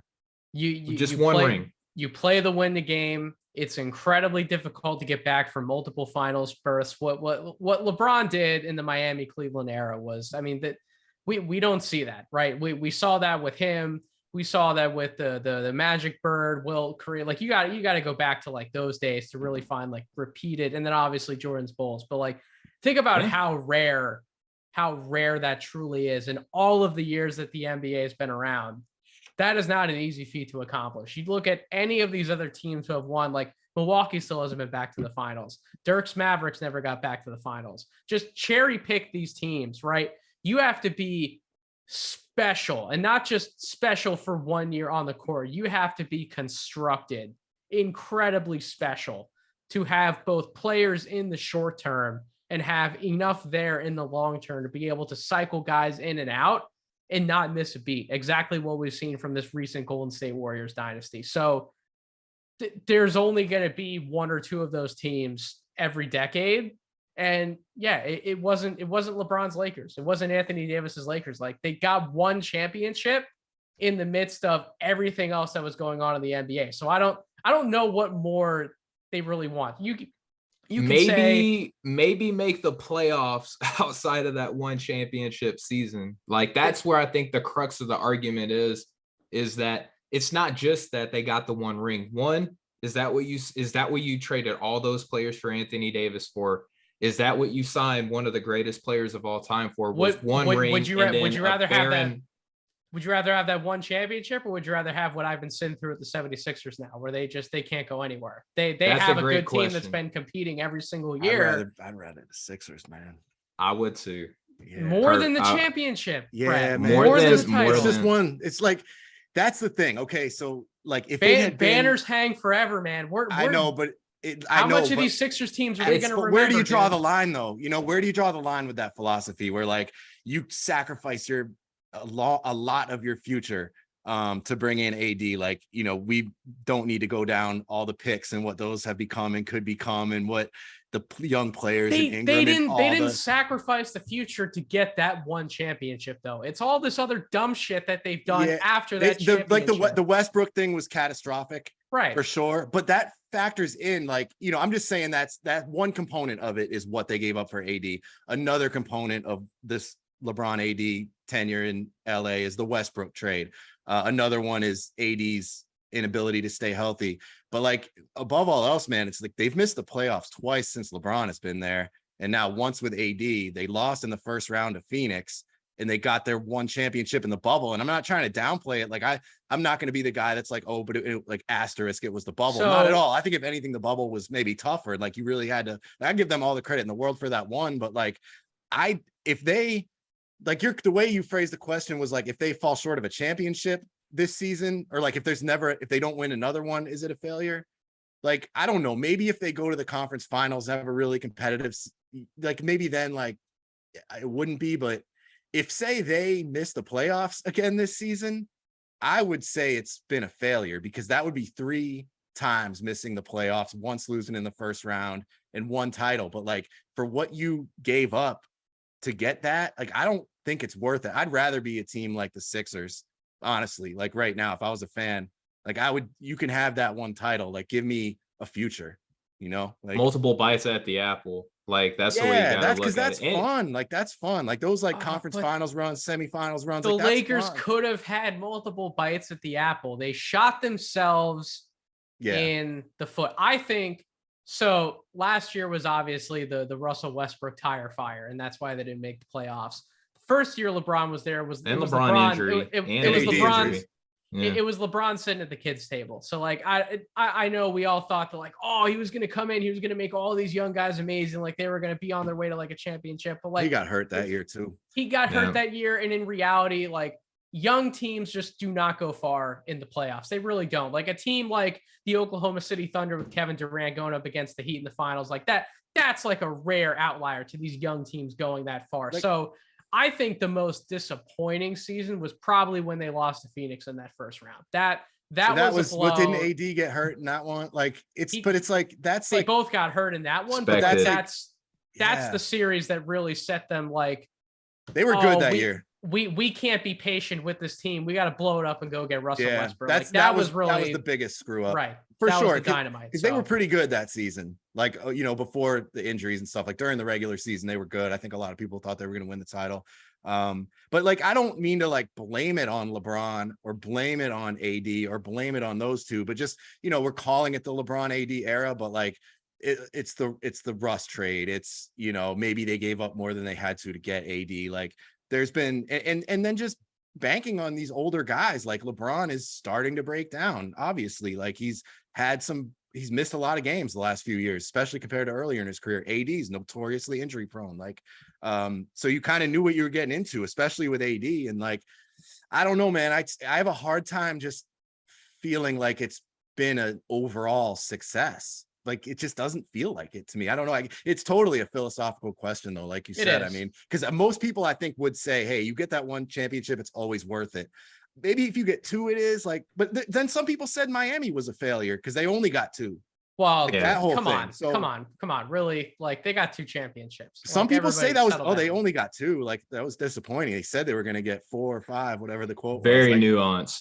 Yeah. It's and like I said, that's the ESPN segment. We could table. I don't fault you guys though for being disappointed in what the Lakers have been. It's just LA and it's just LeBron. share different viewpoints. So it's something I've thought about a lot though. It's a great question. This is something I've definitely thought about. There's a conversation I've had with people. Like, how do you define this a success? Like, because it's an interesting case study for sure. For sure. Yeah. And we'll move on from one disaster to another, at least on paper right now. The Phoenix Suns, I mean, with the Sarver saga, Jay Crowder's wanting out. We saw what Ayton kind of did in the offseason and how he's kind of conducting himself in interviews. A lot of perceived tension. So with that being said, I want to ask, who is the most important player for the team's success this season? And I want to kind of caveat based on if you guys give me an answer that one of you might, but I think we're a little disappointed in Booker, I mean, like kind of build as one thing, like, don't get me wrong, total offensive stud, right? You kind of want him to take the reins on this team though, to an extent, right? Chris Paul, we know the playoff history, the injury history, stuff like that. Ayton, are we betting on him and his attitude with this team? And then is there anyone else like Mikal Bridges? Is he going to be able to turn it up another level? Johnson's going to be in the starting lineup. It's really interesting to look at this team as a whole. But Nathan, I want to ask you, who is the most important player that pushes this team to unreached heights? You ready for this one? Yep. Dario Saric. Ooh. Dario Okay. Saric has to be healthy for this team. They missed him so much last year. And now you take a look. So first of all, I'm sorry, Bismack Biyombo. I'm not believing in you as the team's like primary backup big. Like if that's the best that the Suns are trotting out, who knows? Maybe they get themselves in the Jakob Poeltl conversation to bring in another big man. I was thinking about that too. That could make a lot of Mr. sense, Bill. but I think the answer right now has to be on their roster. And you can make arguments for me. Maybe Torrey Craig needs to play an important role as somebody who could spell Mikal Bridges and Cam Johnson, step into that lineup, allow them to keep playing small if he can shoot the ball well enough from the corners. But at the end of the day, they need to play with size. They're going to have to play with size in the Western Conference to beat Denver, to beat what the Lakers are going to try out if that team finds a way to get back to being good. The Clippers' depth, they have enough guys at those forward spots to give these smaller lineups problems. Just go down the list of all these Western Conference teams. It can't be the Cam Johnson, Mikal Bridges combo, DeAndre Ayton. That front court, that's a good starting front court. That's one of the better closing lineups you can have in the NBA. But there's going to be plenty of stretches during these games, especially in the playoffs, where they need some injection of legitimate size and skill, along with obviously being able to space the floor out for Chris Paul and Devin Booker. Dario Saric gives you all of those things. And when he's not there, that team feels that missed impact like no other. So just given everything that's going on, Jay Crowder being on his way out, that to me is the guy.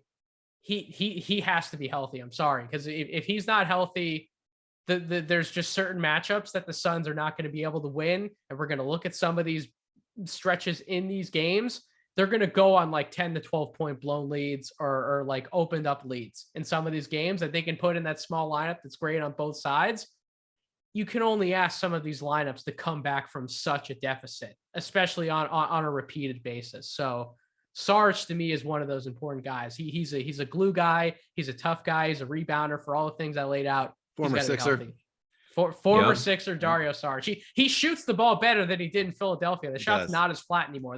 That thing was as flat as a pancake when he was putting that up in Philadelphia. But I digress. Brett, what do you think? I mean, I'm glad you brought up the bench guys, like, because that's certainly a concern with this team is the depth. They lost JaVale McGee, who was a great backup center for them, and it looks like they're losing Crowder, like you said. So it's like all of a sudden they start to look pretty shallow, but you do get Saric back, and he kind of provides them with a sort of a different dimension, something they lacked last year as like a big that can space it out a little bit, make some plays, do a little bit more offensively than just kind of catch lobs and stuff. And they still have a guy that's in that sense more traditional in Biyombo, where maybe, between the two of them, as almost like a platoon of backup centers, they can sort of cover a lot of ground, so to speak.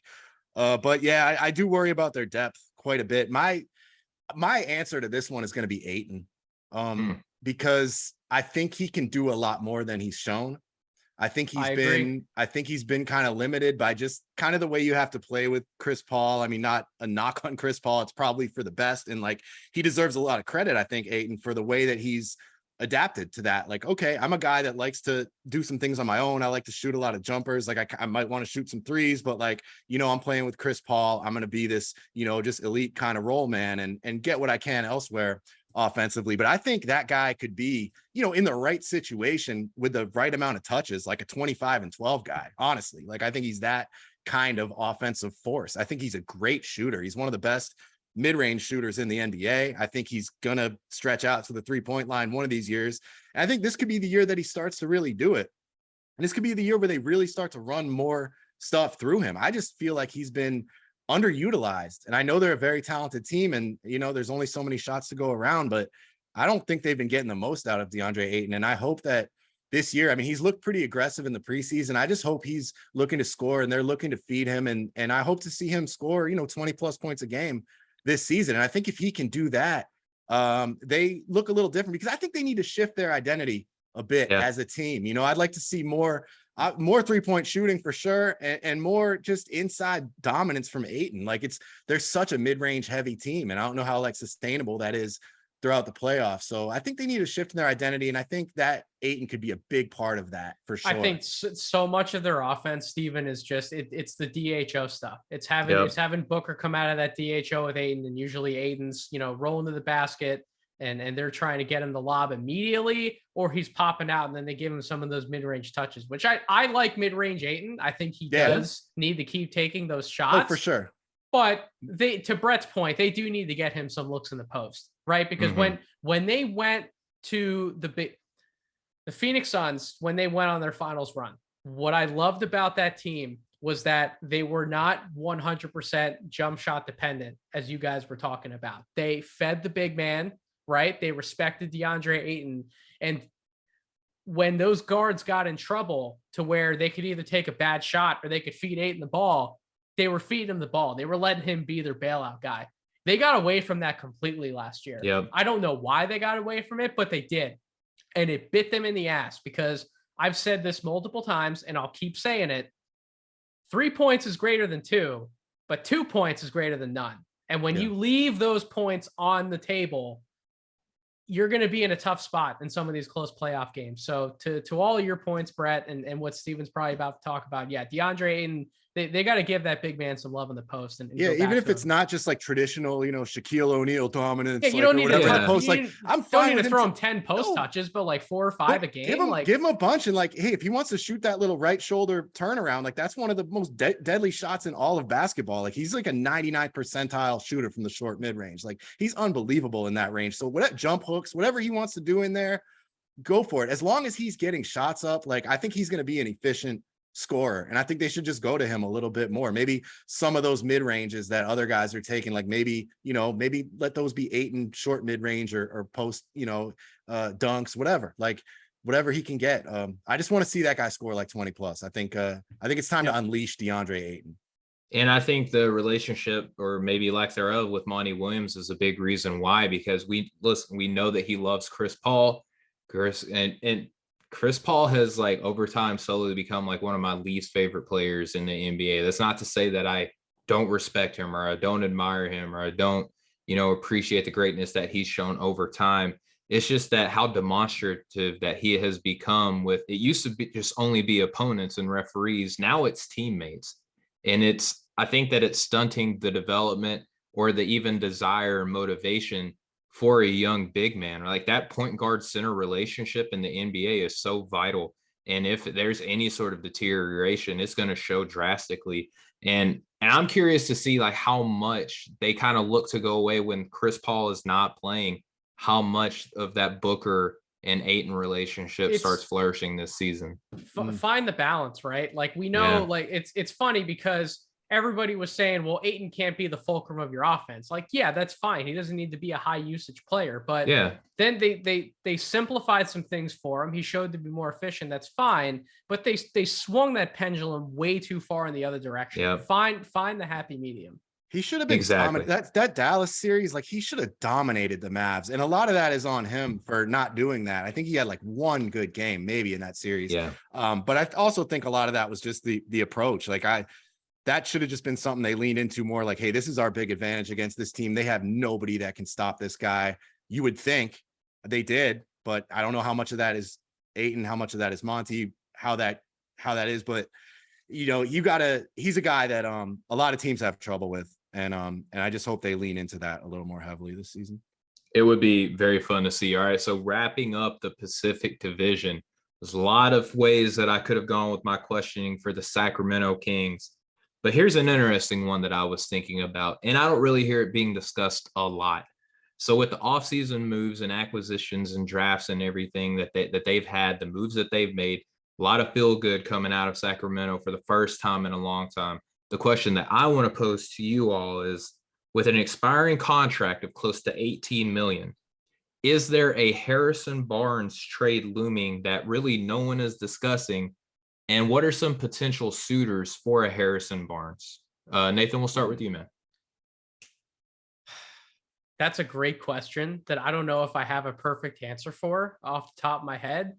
I'll tell you, I think Dallas would love to be back in the market to bring Harrison Barnes back. Somebody else like that who can keep hitting threes, but also play some of the quality wing defense that I think that team needs to still be competing. What once upon a time, I would have liked for my Philadelphia 76ers to enter into that ring, right? When they had the Ben Simmons trade out there, could Harrison Barnes and a package with somebody else be a type of player that they could bring back. But there are probably a number of contenders out there who would like to trade for Harrison Barnes' services. But that Dallas trade for me would be an easy one that sticks out. And then the Cleveland Cavaliers keep making deals, but like we talked about them last night, like we all believe in Isaac Okoro, but like Brett, Yeah. if for whatever reason Isaac isn't what we think he can be, and Karras isn't providing the defensive juice, like do they say screw it, we're going to go all and make another deal? I was going to mention them as a potential team that could look at Harrison Barnes. Yeah, like if the Okoro thing isn't where, if he's just not giving you enough on offense, like we were talking about yesterday, then like that's a type of team that he could slot right in at. I know Steve wants him to be on the Bucks. I don't know what quite that trade would look like, but our guy Steve is trying to manifest Harrison Barnes to the Bucks. Pretty nice next to each other. That could be interesting. I'd have to think about how that one would work. And then Bobby there's Portis, Grayson Allen, and picks maybe something like that. Yeah, something like that. And then there's Miami, who's got a big hole at the 4. Like, is that somebody that they could look for? Like, because the thing with like him and would you guys say that he and Keegan Murray play basically the same position as like kind of like a combo forward, or would you say there's some overlap? Yeah, a pretty good amount of overlap, right? They're going to do the same things on the court this year, right? Like they're going to be asked to do the same things. Barnes is the better defender than Keegan Murray right now, but offensively they're going to have the same role. Yep. Yeah, I don't know. That's so yeah, he kind of makes sense as a guy that could get moved and that could certainly help a lot of teams. But yeah, like I don't know, Miami, it would have to be Duncan Robinson, I think. And I don't know if the Kings have any interest in that, and like what maybe they could attach with him. That was the same thing with Jay Crowder in Phoenix. Like if Miami wanted to get that deal done, it would have to be Duncan Robinson. I actually think he could help the Suns. You know, once upon a time they gave Duncan Robinson that contract, not only because of the value that he brought in the bubble, but also as, you know, we put this guy on one of those amounts that's one of those tradable contracts in the NBA, and now nobody wants him. It's amazing. Yeah. So I think Harrison Barnes is certainly a superior player, but that would probably be that one there. But I'm sure Miami would love to have him. But yeah, that I would not be surprised if he were dealt at some point, especially if the wheels fall off, if they aren't as good as we probably hope they'll be. I think there's some kind of like fun interdivisional things, like what we were just talking about with Phoenix. Like maybe they work out like that Jay Crowder move and they could bring in a Harrison Barnes. Another Western Conference team that I think would be a fun one would be like the Portland Trailblazers if they're looking to expand. 18 million is like super easy to get to now, which means that like there's probably 29 teams that if they really wanted to could make a move and get him. He's super like. I think that this could be a guy like if NBA executives, I know you're listening. So go get this guy, like expiring 18 million. If you don't like him, whatever, like he's a name value guy. But if not, like what you could do with him on your books, what you could do with him on your roster, like positional, forward versatility on your team, like sounds like a Toronto player to me. If I ever seen one, could help out in your half court as well. Right. So there's Jay a lot Crowder helped that Suns team get to the finals, and you want to ship him to Sacramento? Come on, Steven. Sacramento. We got to have a little more love for Jay Crowder than that. Well, Sacramento is like one of these teams that Jay Crowder goes to, and it helps build that credibility of a winner because they're in prime spot to be a playoff team this year. Sacramento right? is still going to be Sacramento until they aren't Sacramento anymore. So I want more for my man Jay Crowder. I think it's going to be this year, and I think that he could, wear that badge of honor with pride that he was on the Sacramento team that made the playoffs for the first time since I was, born, maybe like for a long, long time. I guess Memphis is technically a potential trade partner too. If they I was thinking of Memphis too for a consolidation trade. Like, do they maybe try to put together like that Dylan Brooks package, and he gives you a little bit of wing help, or that one. There's also Steven Adams is on that roster, right? So there's a couple of different ways that they could approach it. I think Dylan Brooks would have to be the one because of that. They're already set at center with Holmes and Sabonis. Yeah. That's a I like that one a lot. That would make sense. He's the type of guy that I think they've been interested in Crowder, bringing him back. I mean, I know there was like Jaylen Brown talk a couple years ago. Like they're definitely looking for that kind of forward. He'd be a great fit there. That he could push them to the next level too. Like that's the type of team where he could really add even, more value, like an exponential amount of value or something than he would in a different spot. He could be extra valuable to a team like that. I like that. Yeah. All right, Brett. We on to the Northwest? This is the Bring us home. Northwest Division, Steven. right. Those were all fantastic and engaging questions. absolutely. Even our fun little argumentative segment, that was still Our a good ESPN time, so segment. That's right. So, Brett, where are we starting?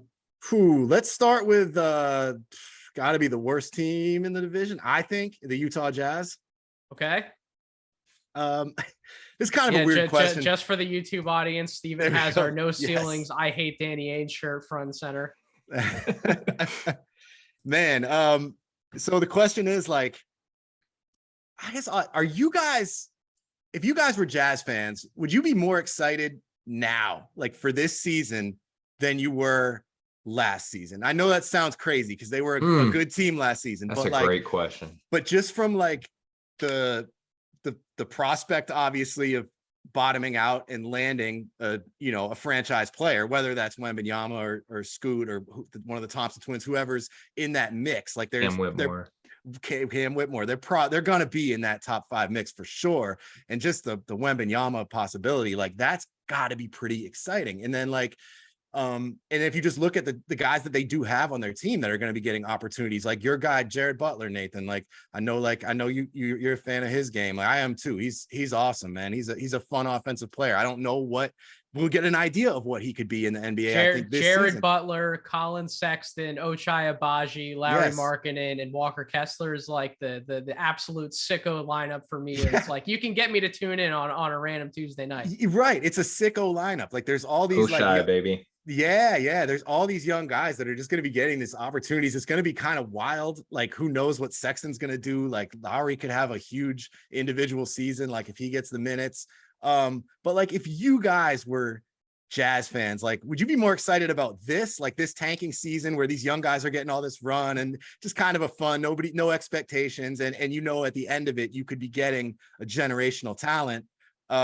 Would you say that's more exciting than like last season where you're a good team, but it's like the 4th, 5th, however many years of this same core pretty much, and the same thing that you kind of know doesn't work and it's just failed in the playoffs year after year after year?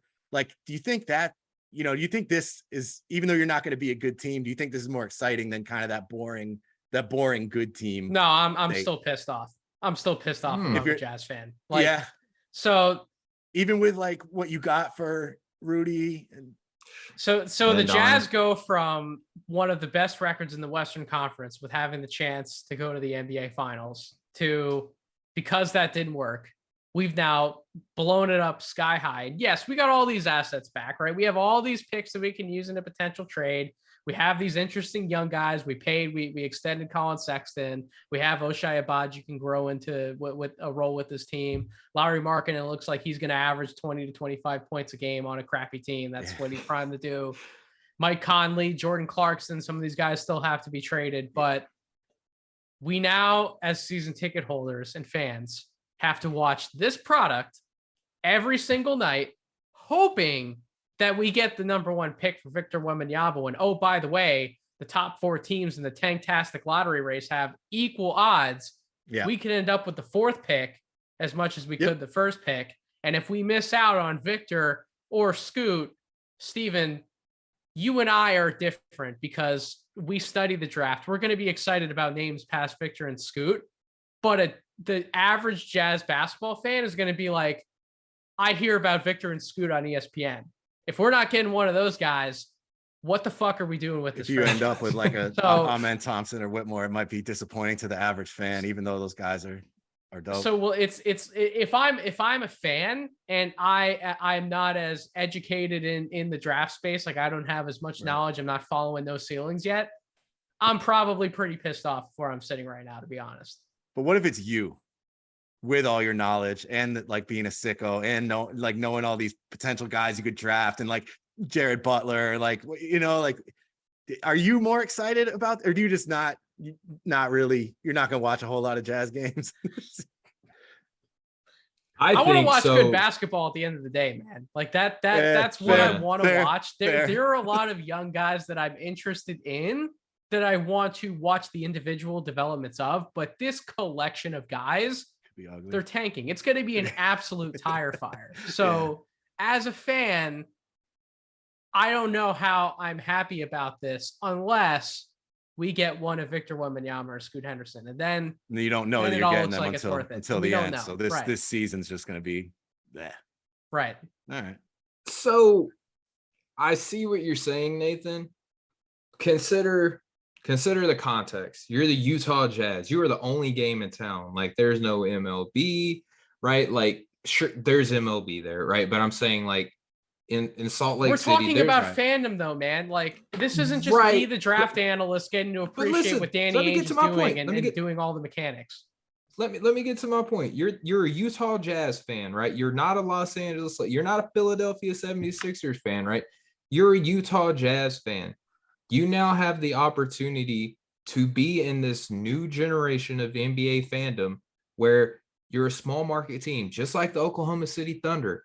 You get to be mad at your team, but you also get to appreciate, like, Lu Dort. Like, there are Oklahoma City Thunder fans that love Lu Dort. If he's on a championship team, he might be like a 6th or 7th or 8th guy on a really, really good roster, right? So you're a small market team. You have a lot of exciting young talent that you're going to get to grow with in your fandom, right? Like, so there is a little bit of like us against the world mentality where you get to have like that irrational love for players on a team that on other rosters like might not get a chance, right? But you get to grow in your fandom and love and appreciation for it. You are listening to Scoot, you are listening to Victor Love on all these things. You're excited, you're looking forward to. You have Danny Ainge, who we know is going to make moves to help make this team competitive in the long term, right? So this is a trust the process type mentality that you get to have, and you get to be a part of like the ground level of the next generation and new wave of the Utah Jazz, right?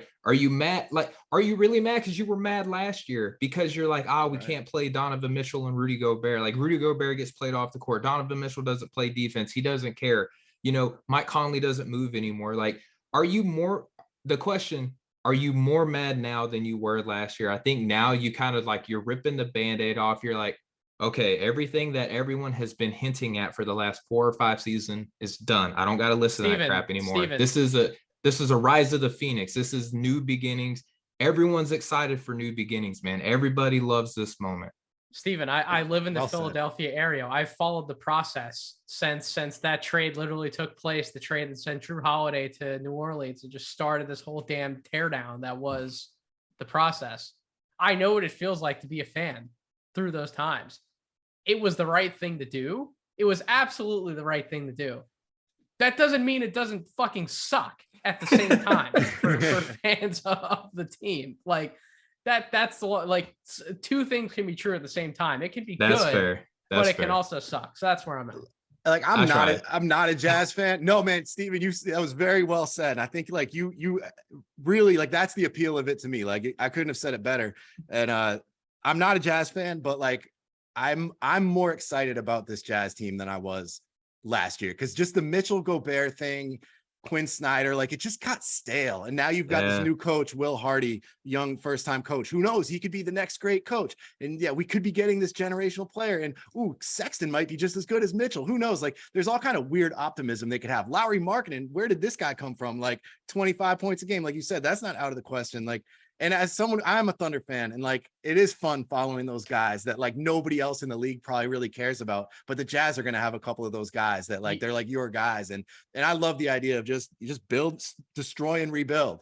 And Utah Jazz fans, NoCeilingsNBA.com. I promised, sign up, go subscribe. Absolutely. We will be your neighborhood hope dealers every single day. That was a good plug. We're going to be Jazz fans' favorites. Because we're that way with Oklahoma City and Houston, man. Like, the fans love us. NoCeilingsNBA.com. Go sign up. That's a perfect plug, man. But yeah, all right, we'll move on from the Jazz. I want to get that one out of the way first. That was good. No, it was a good answer, man. It was kind of a weird question, but yeah, I think you got what I was getting at there.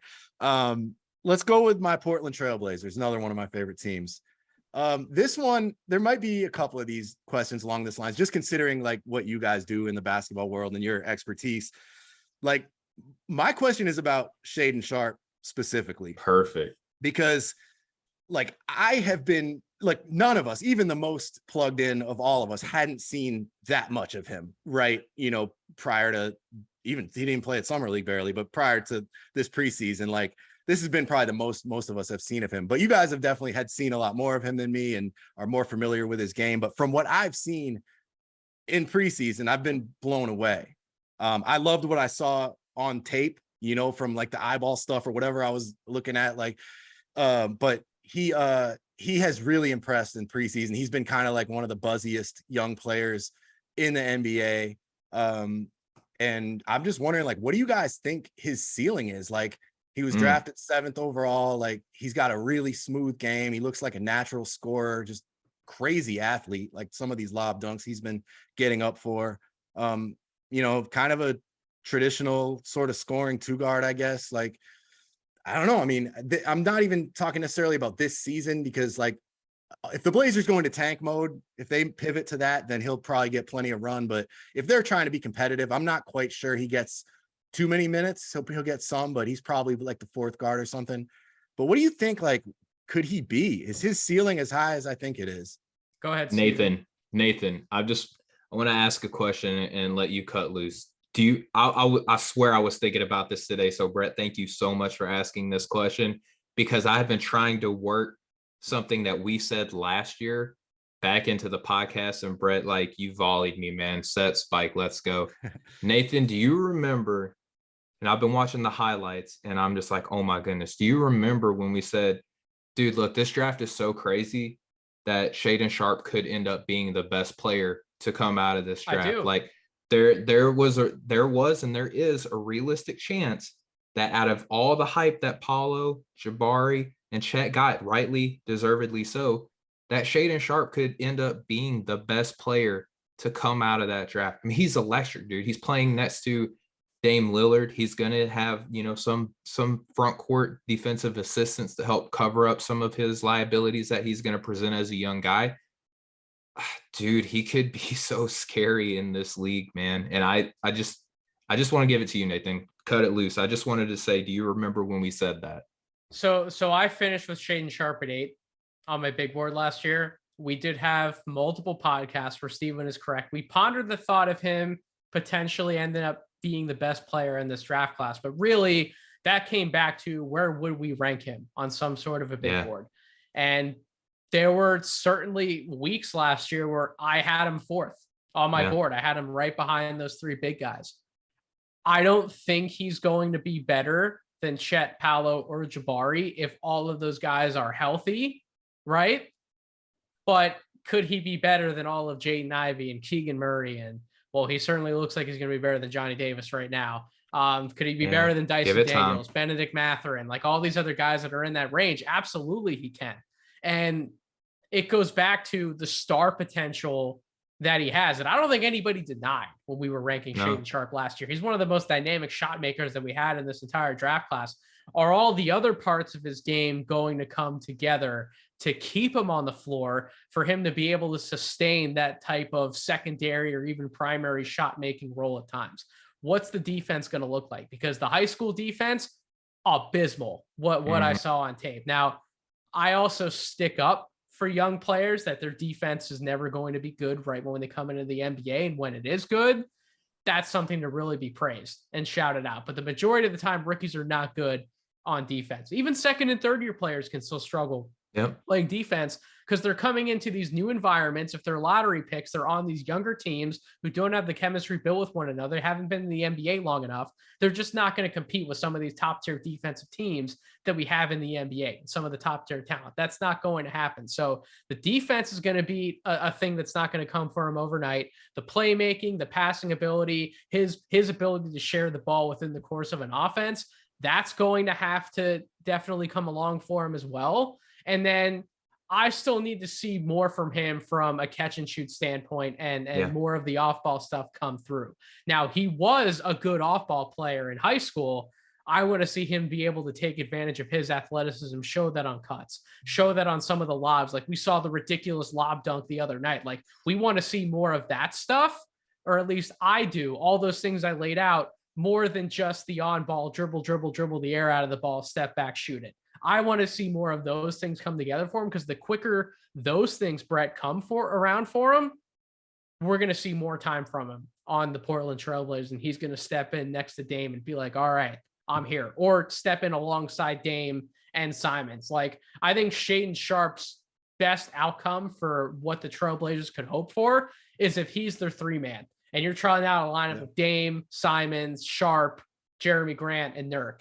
And that could be one potent offensive lineup with enough defense to get by, just given how good the offense could be. That's my so I want to point it like this. I think there's like a very realistic outcome that he could be J.R. Smith. And I think that some people might look at that as like a backhanded compliment. But if you like take attitude, take, how expressive he could be or whatever out of the equation, like J.R. Smith was a very effective player in the NBA for a very, very long time. Like he could be that level of dude, like at minimum. At most, like he could be that on steroids, like that's basically a superstar. Yeah, I mean, he could be like that, like stuff that we're looking at Jalen Green for. Like Shaedon Sharpe could be on that same trajectory. He's electric. He's got the physical tools to be a threat on the defensive end if he's bought in. And again, offensively, if he's got that on the ball skill, he's got that quick twitch and can drive and shoot. Like the sky's the limit for this kid. He was just so much of a wild card that it's like you want to buy into the potential, but how much can you ignore what you didn't see compared to some of these guys that you did see who also had equally of as impressive film? And that's what made scouting him and placing him in like a mock draft or a big board so difficult, was weighing those two scales. Yeah, no, I mean, I didn't see enough of him to really know. Like if I had done a big board, I wouldn't have known where to put him. I just didn't feel like there was enough footage available to me.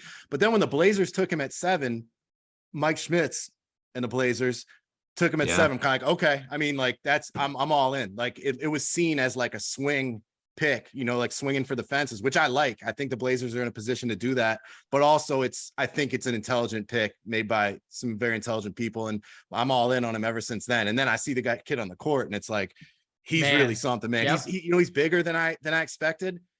He's bigger, he's longer, he's even more athletic. But he's this blend of like smooth and explosive, where like he'll look just really smooth, almost like Paul George-esque at times, the way he moves. But then you see him getting up for a lob dunk, and it's like, oh my God, he's got 45-inch vertical or whatever. Yep. Like it's pretty wild. And like I guess my questions with him too now is like, does he crack the rotation this season? Because I didn't really think it was a possibility, but now it's like he has to, right? Like he has to play. He's good enough, like he's good enough. He can legit give you some scoring punch off the bench. Like I said a couple weeks ago, like I could see him having like a Kobe Bryant type of rookie year. If you look at Kobe Bryant's rookie season, 7-8 points a game, kind of low efficiency. I forget, he was like the 4th guard on that Lakers team, but like he was just showed these brilliant flashes throughout the season, and teammates would rave about how great he was in practice. I'm like, I could see Shaedon maybe having that type of rookie season. I'm not saying he's Kobe, but like, no, if you know what I mean? But like, yeah, I mean, I think he could provide a nice little spark off the bench. I hope he gets Vince minutes. Carter, like, yeah, oh man, he's kind of got almost that, not that level of athleticism quite, like nobody does, but that type, like the way he moves, it pops, man. Just his size and athleticism really pops. He's their 9th, to close out the question before we move on. He's their 9th man in the rotation right now. Right. I think that's safe to say. So you have Dame, Simons, Josh Hart, Jeremy Grant, Nurk. Then you have Gary Payton, Nasir Little, Trendon Watford, and then you got to put Sharpe in there. And then if you're talking about Sharpe's already the 9th man in the rotation, if the Blazers make a play-in run and they could sneak into the playoffs, Brett, they're not going to be one of those teams, I think, that only plays like 6, 7, 8 guys. I think they're going to go to that 9th man because of the types of combinations that they need to play within those lineups. Because there is any of those lineups you want to trot out, there's somewhat of a redundancy. So they need to go to different guys to switch up some of those lineup combinations and looks. So I think that gives the pathway to Shaedon to play all year as long as he's looking okay doing it. That's ideal, man. The Blazers are definitely walking that line between like win now and development. And I hope he can be a part of it. That's optimal. Like to develop in a winning situation is always what you want. And as a Blazers fan, like I hope that happens. And I think I speak for all Blazers fans in saying like, I hope he can be like the next star, or the next Blazers star. I think he has that kind of upside. It certainly sounds like it from what you guys have said. And I think that's kind of the general hope amongst Blazers fans. Like, hey, we got this kid that might really be the next guy for us. So yeah, it's exciting. It's a silver lining. If the season doesn't go as well as we hope, that's a nice silver lining to watch Shaedon develop. So yeah, good. Thank you guys for the insight. I might have one more of those type of questions coming up about a different guy, but very, very nice. Let's go with the Minnesota Timberwolves up next. Big question with them, I think, obviously, or the thing that everyone's just intrigued by is the Cat and Rudy Gobert fit. Like you have these, two top 5 centers, probably top 5, 6 big men, whatever you want to say, the best defensive center in the league and the best shooting center in the league. And they're both all-stars. They're both, like all NBA caliber guys, and you team them up all of a sudden. And I think rightfully there's a lot of questions about the fit, like what's it going to look like?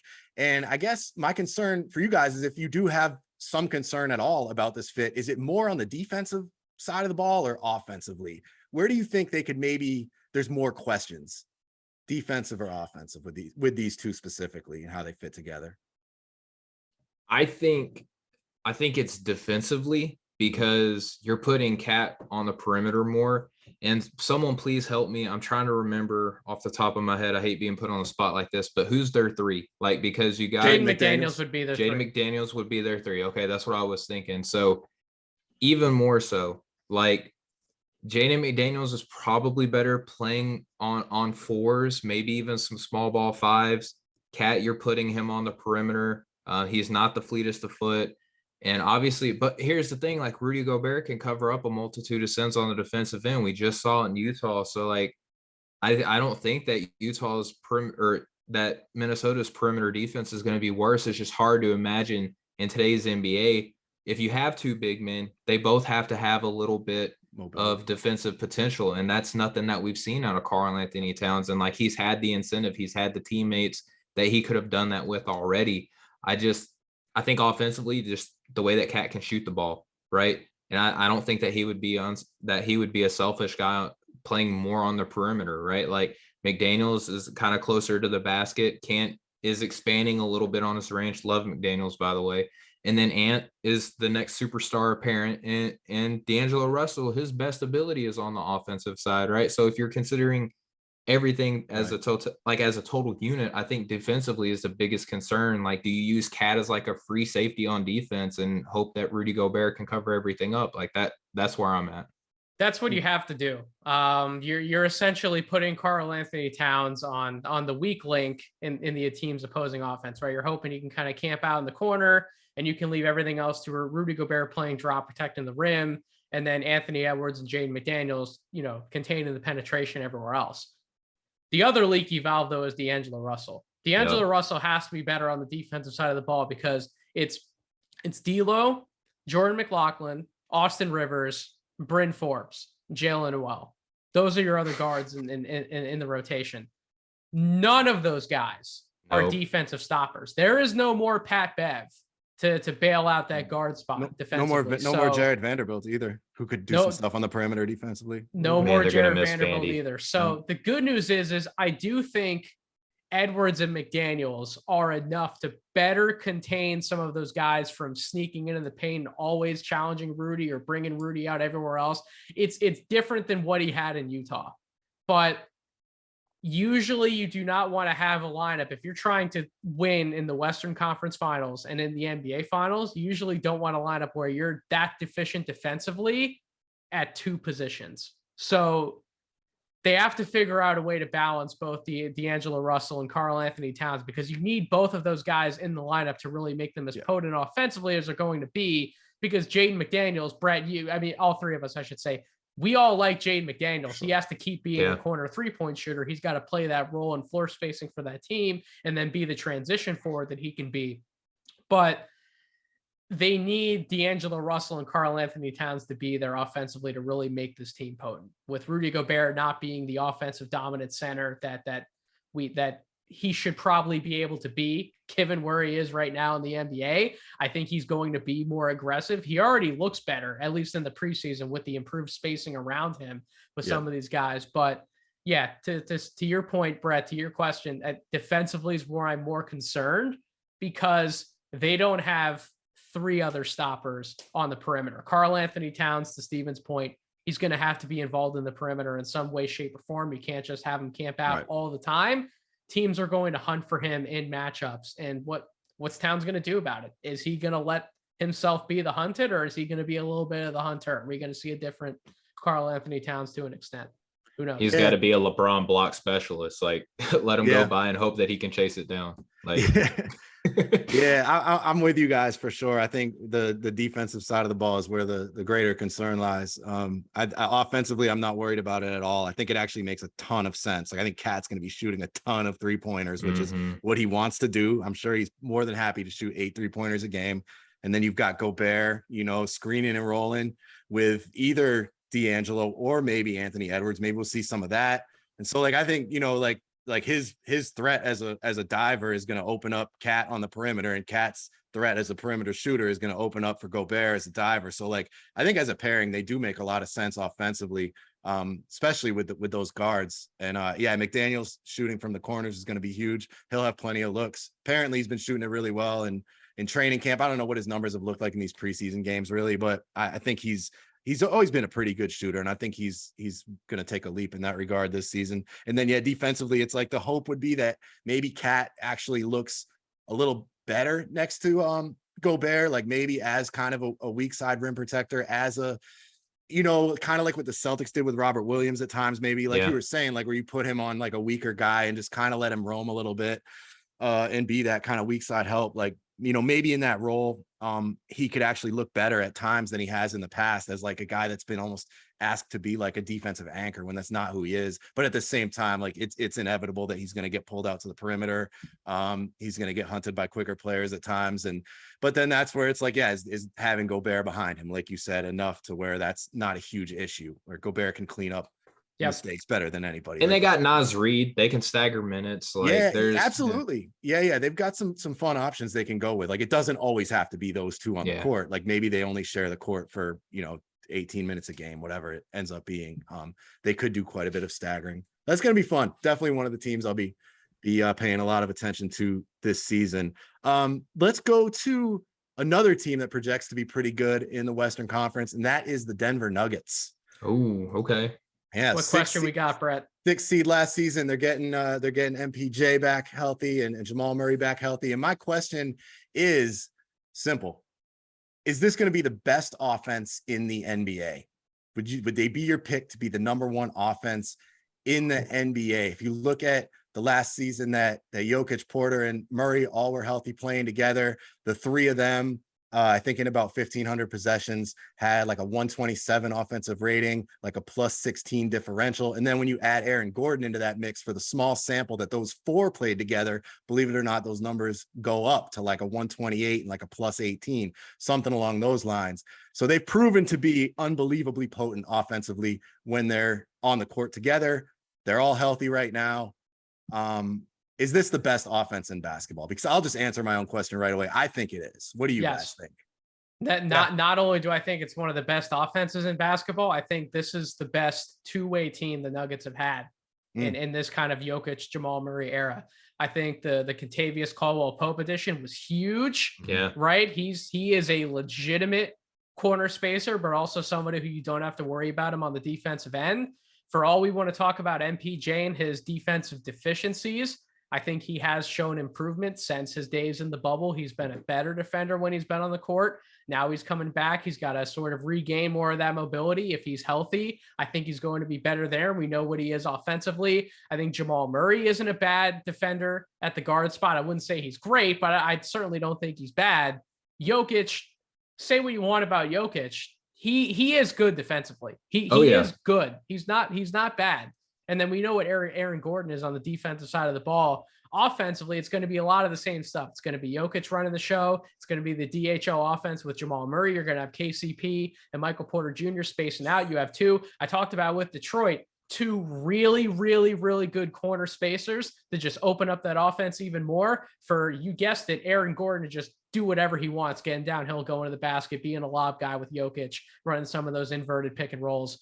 That's what we want to see. We want to see wide open spacing for Jokic to be able to pass and find whoever's open. And then, oh, by the way, coming off the bench, Bruce Brown, speaking of inverted pick and rolls, a lot of fun right there. You got Bones Highland coming off the bench. Jeff Green's still a shooter for you. Zeke Najee's getting some good buzz in camp. He can shoot it as a big man. They have shooting everywhere. They have cutting everywhere. Christian Brown's also another example of the young guys looking good. Who can bring both of those things. Looked real good the other night. Yeah, Brett. If these guys are healthy, they're going to be a threat to finish with the best record in the NBA, and we talked about that last night. If that's the case, Jokic could pick up another freaking MVP. How do you not give it to him?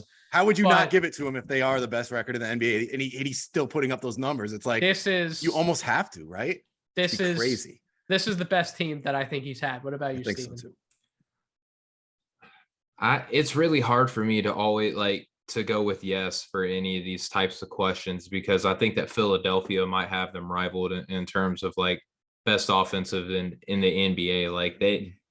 It's all contingent upon James Harden, right? Really buying into potentially being a third banana on this team.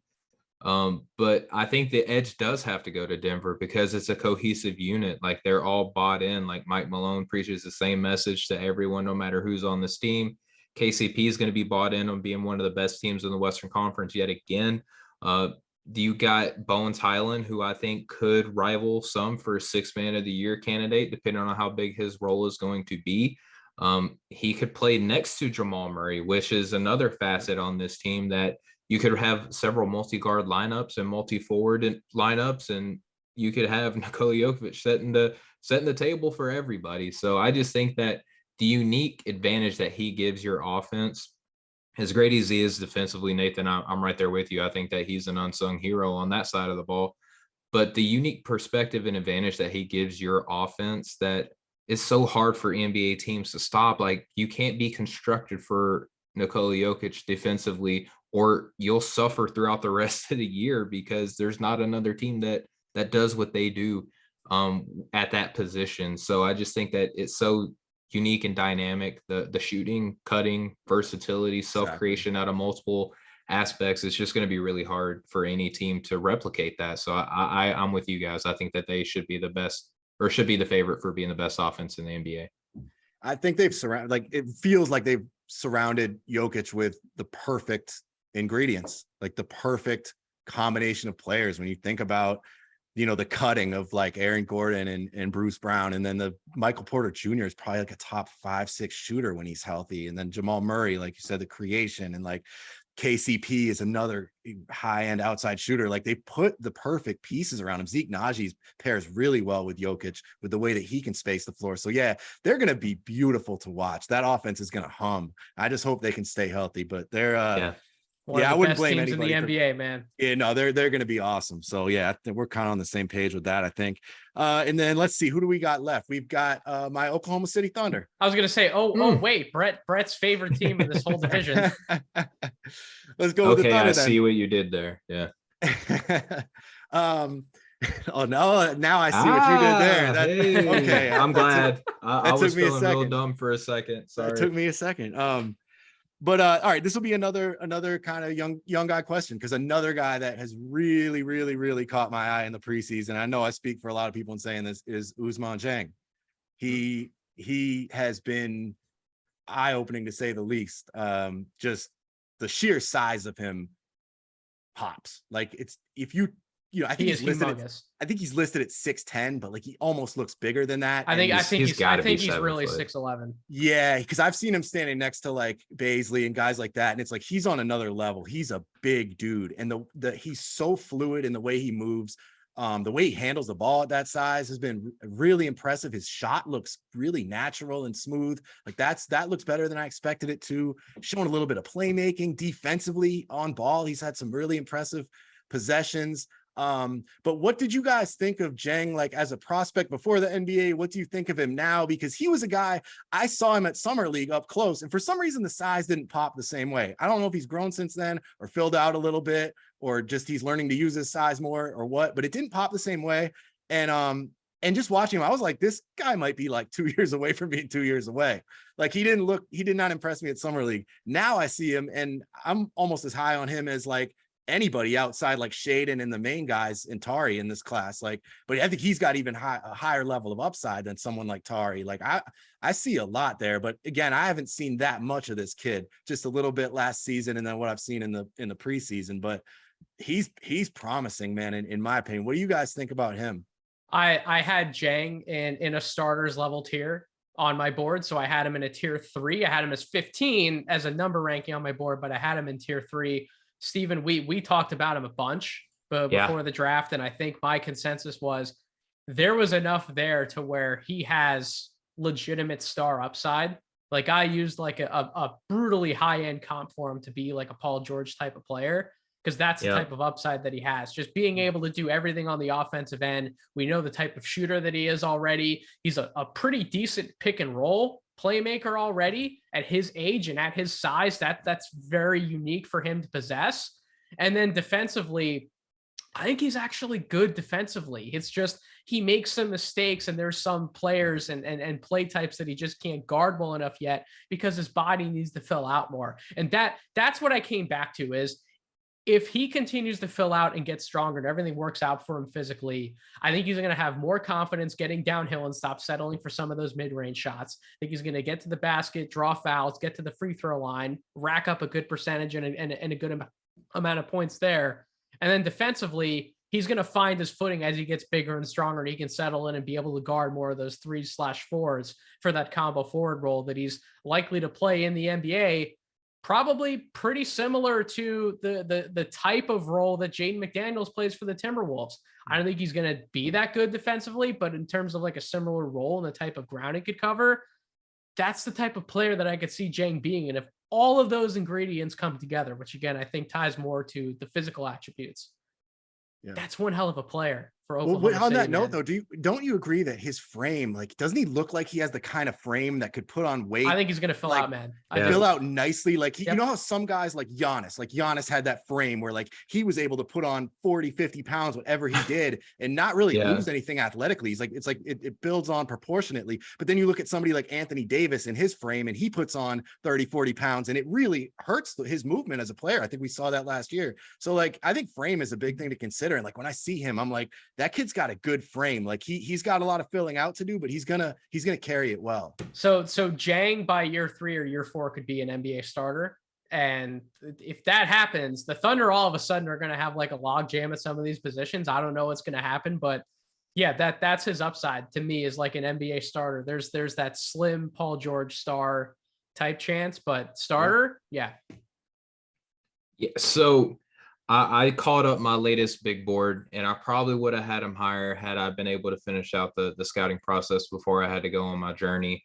But even looking at it now, I had him 23rd, and I'm looking at the names that I have rated ahead of him, and I don't feel like remorse or regretful about it. I think 23 was a really fair place to put him, because it's a tale of two halves for that young man. Like the first half of his season for the NBL, like I was ready to write him off. Like, he was not fun to watch. Like it was not fun to watch at all. And I was a big fan of Hugo Basson like all year long. So I kept watching them specifically for Hugo. But if you watch the second half of the year, you started seeing like what everyone was so high on this young man on, and like the preseason evaluation of him.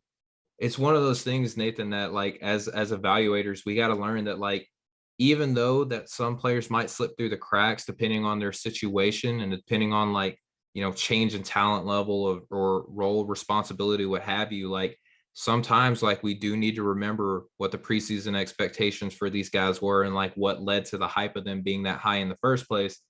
I don't know. I look at where I have them. I'm not going to bother to read all the names ahead of them, but I don't feel bad about the names that I have ahead of them.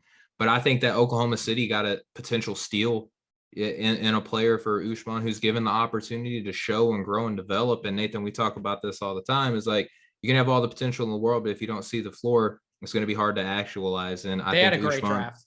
they had a great Yeah. draft, and I think that Usman's in the perfect ecosystem where there's not pressure, but there's opportunity, and he gets a chance to grow along with some other very intriguing prospects. So I like what I'm seeing out of him. Oklahoma City fans should be pleased, and They're very excited about him. I can tell you this- that for sure. They're very excited about he young has a Michigan. chance to be like a really solid, like third, fourth man on a really good NBA team. Like that's what I'm envisioning for him. I just can't believe how much more, I shouldn't say he's ready by any stretch, but how much more ready he is. Cause I did watch some of him last season because he's just the type of player I tend to be drawn to. And he looked a ways away. And then even at preseason again, or at the summer league, it was kind of more of the same. Like, he maybe someday. And now I'm seeing him in preseason and it's like, he's developing quick. He's learning quick. And yeah, defensively, a lot of it is just kind of the awareness, the intelligence, the stuff that he could, that you get better at just by playing NBA basketball. But even on that side of the ball, where I know he's been kind of criticized, like some of the man-to-man, some of the on-ball defense has been pretty impressive. The way he's just resisted guys trying to get by him or through him into the lane. For a rookie. Yeah, exactly. There's For a promise. Yeah. I don't know how many minutes he's going to get this year. Like you said, it's kind of a log jam, but he's on the Thunder, man. He's going to get some opportunity, and I think he's already earned that for sure. Absolutely. That was a fun way to certainly end this podcast. And we did it, guys. 30 All right. questions for 30 NBA teams, 2 Yeah. parts. You can listen to both parts of this series on the Draft Deeper podcast feed, wherever you get your podcast, Apple Podcasts, Spotify, YouTube. Make sure you're following me on Twitter at Draft Deeper. Make sure you're following Steven on Twitter at Steven G Hoops. And make sure you're following Brett on Twitter at Usher NBA. And also following the Overstated on Twitter. And make sure you're subscribed to the Overstated NBA show. Brett and Steve are going to be pumping out content all year long. If you liked what we talked about today, you're going to love their podcast. So make sure you're subscribed and go ahead and check it out. So thank you all again for the support you've shown us at No Ceilings, at Draft Deeper, at the Overstated. We love doing this. We can't wait. But until next year, I should say for Steven and I, the next podcast, Thank you all for listening. And I hope you all have a wonderful rest of your week. Much love, y'all. Thank you guys for having me on.